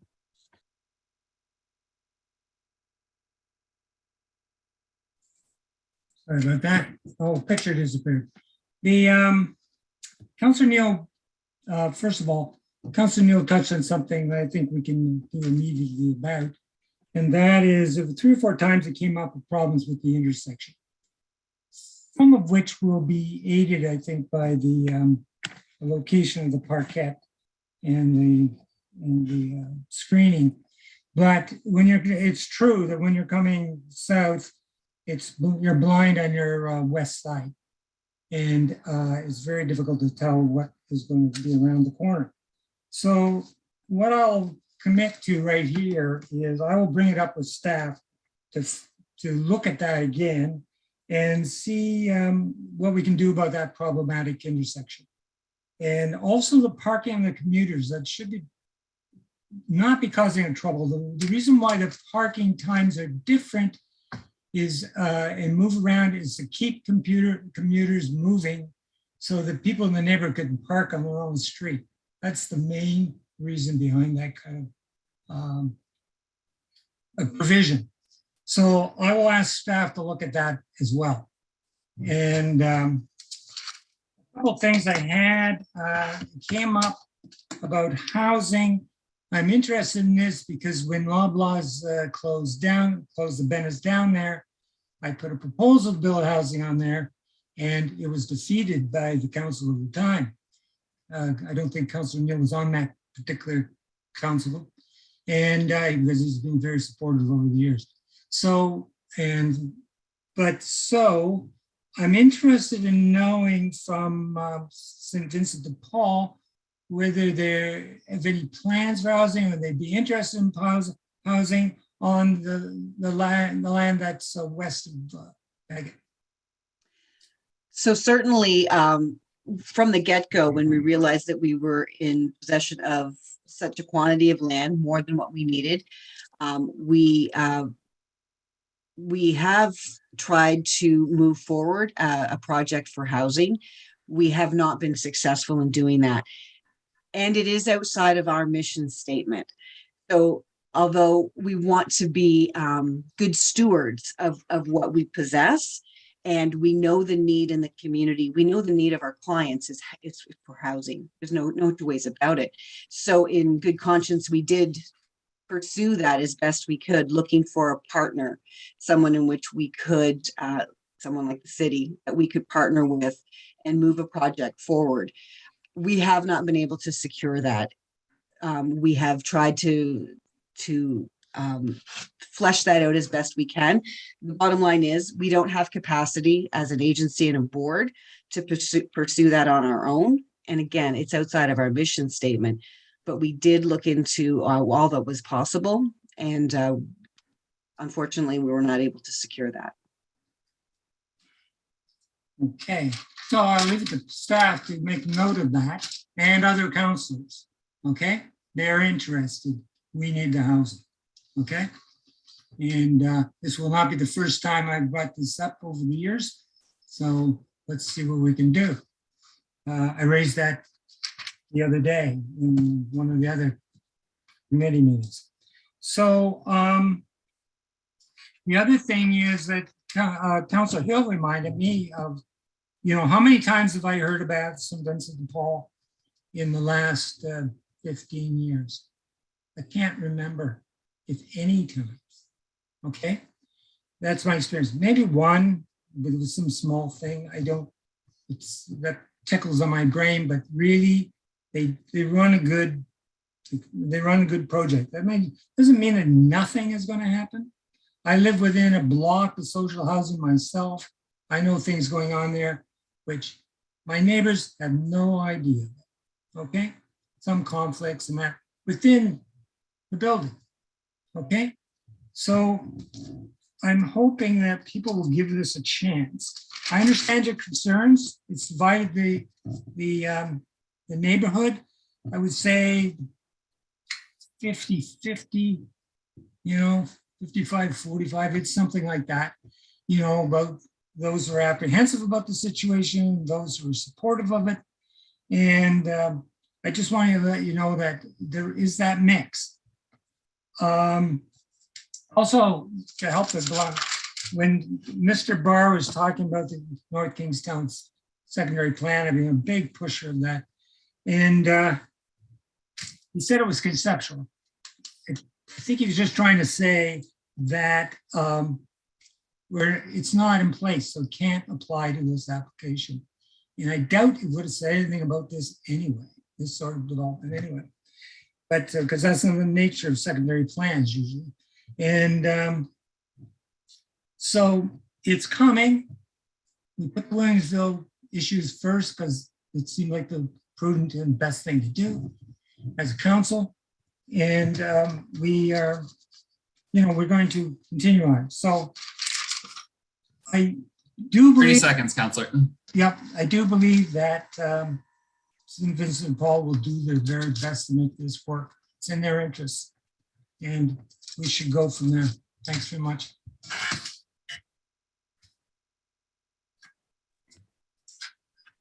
I'll ask Councillor Hill to take the chair for a second then.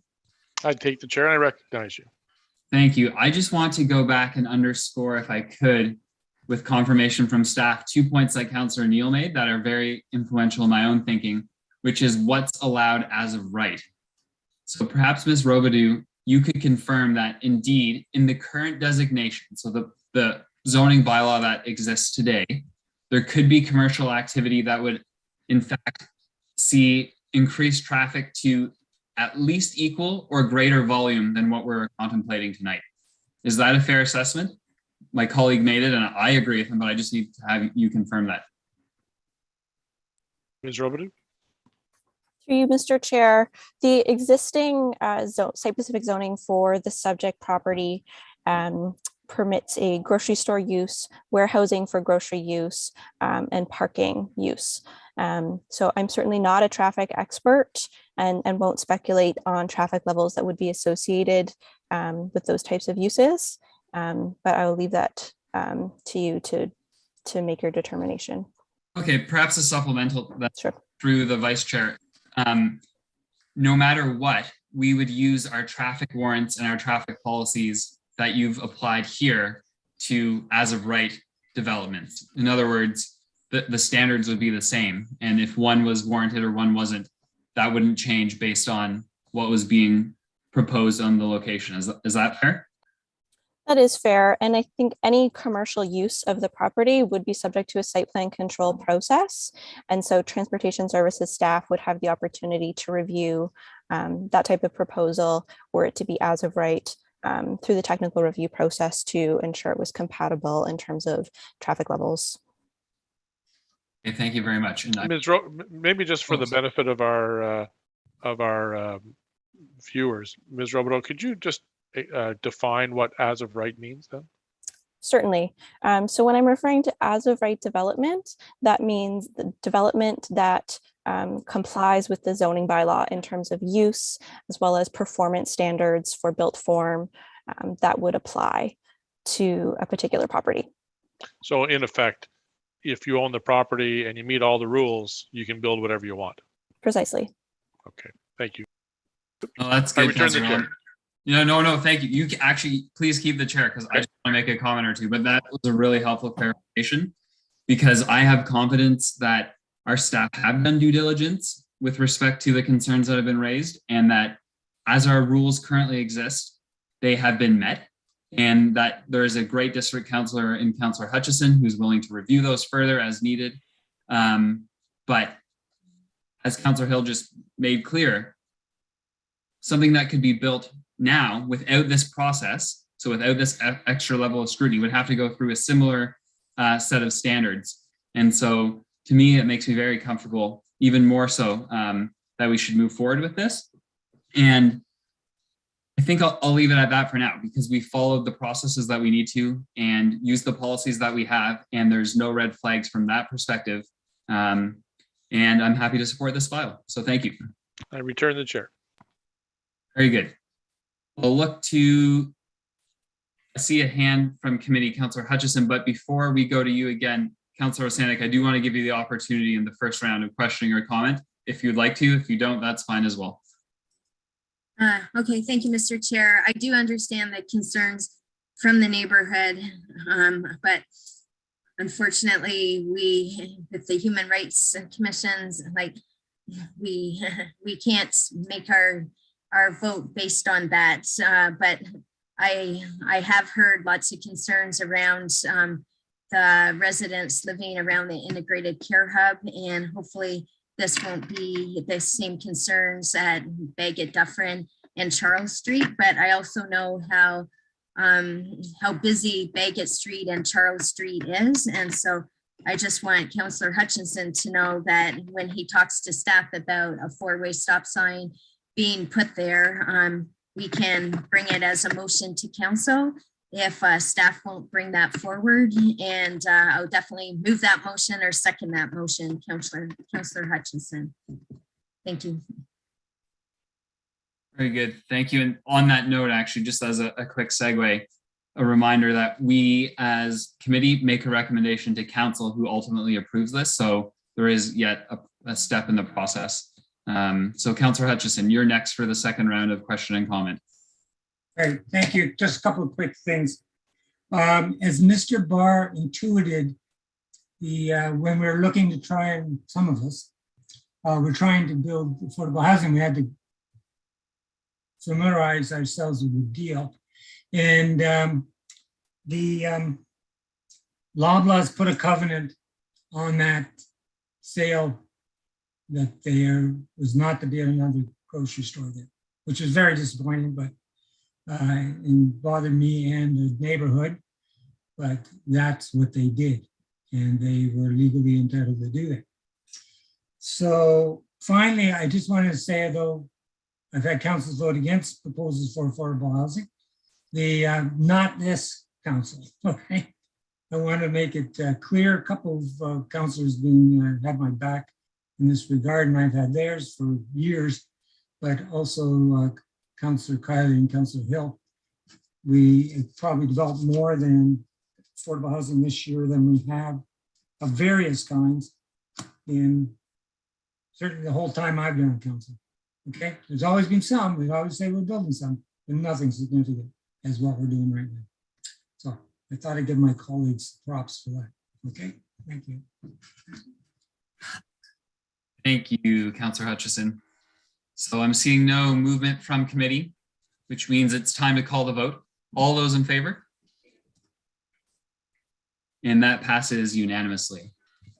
Thank you very much again to staff on this file, public for commenting, and a reminder that if you'd still like to write, that that avenue remains open for now. So please do write through to the clerk or the director of planning on this file. And thanks to all staff who also made this a very, I think, efficient process, but with excellent questions nevertheless. So moving on to the next agenda item, which is motions. We have none. Are there any notices of motion? Seeing none. Other business? None.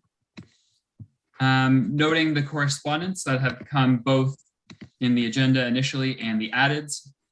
That's been alluded to and even cited tonight. That's there for public consumption as needed on the city website as well. And I'll just note that the date of our next meeting will be in, I guess it's multiple weeks time, because we're going to take a week for March break. And the next meeting is Thursday, March 24th at 6 p.m. And with that, I'll look for a mover to adjourn.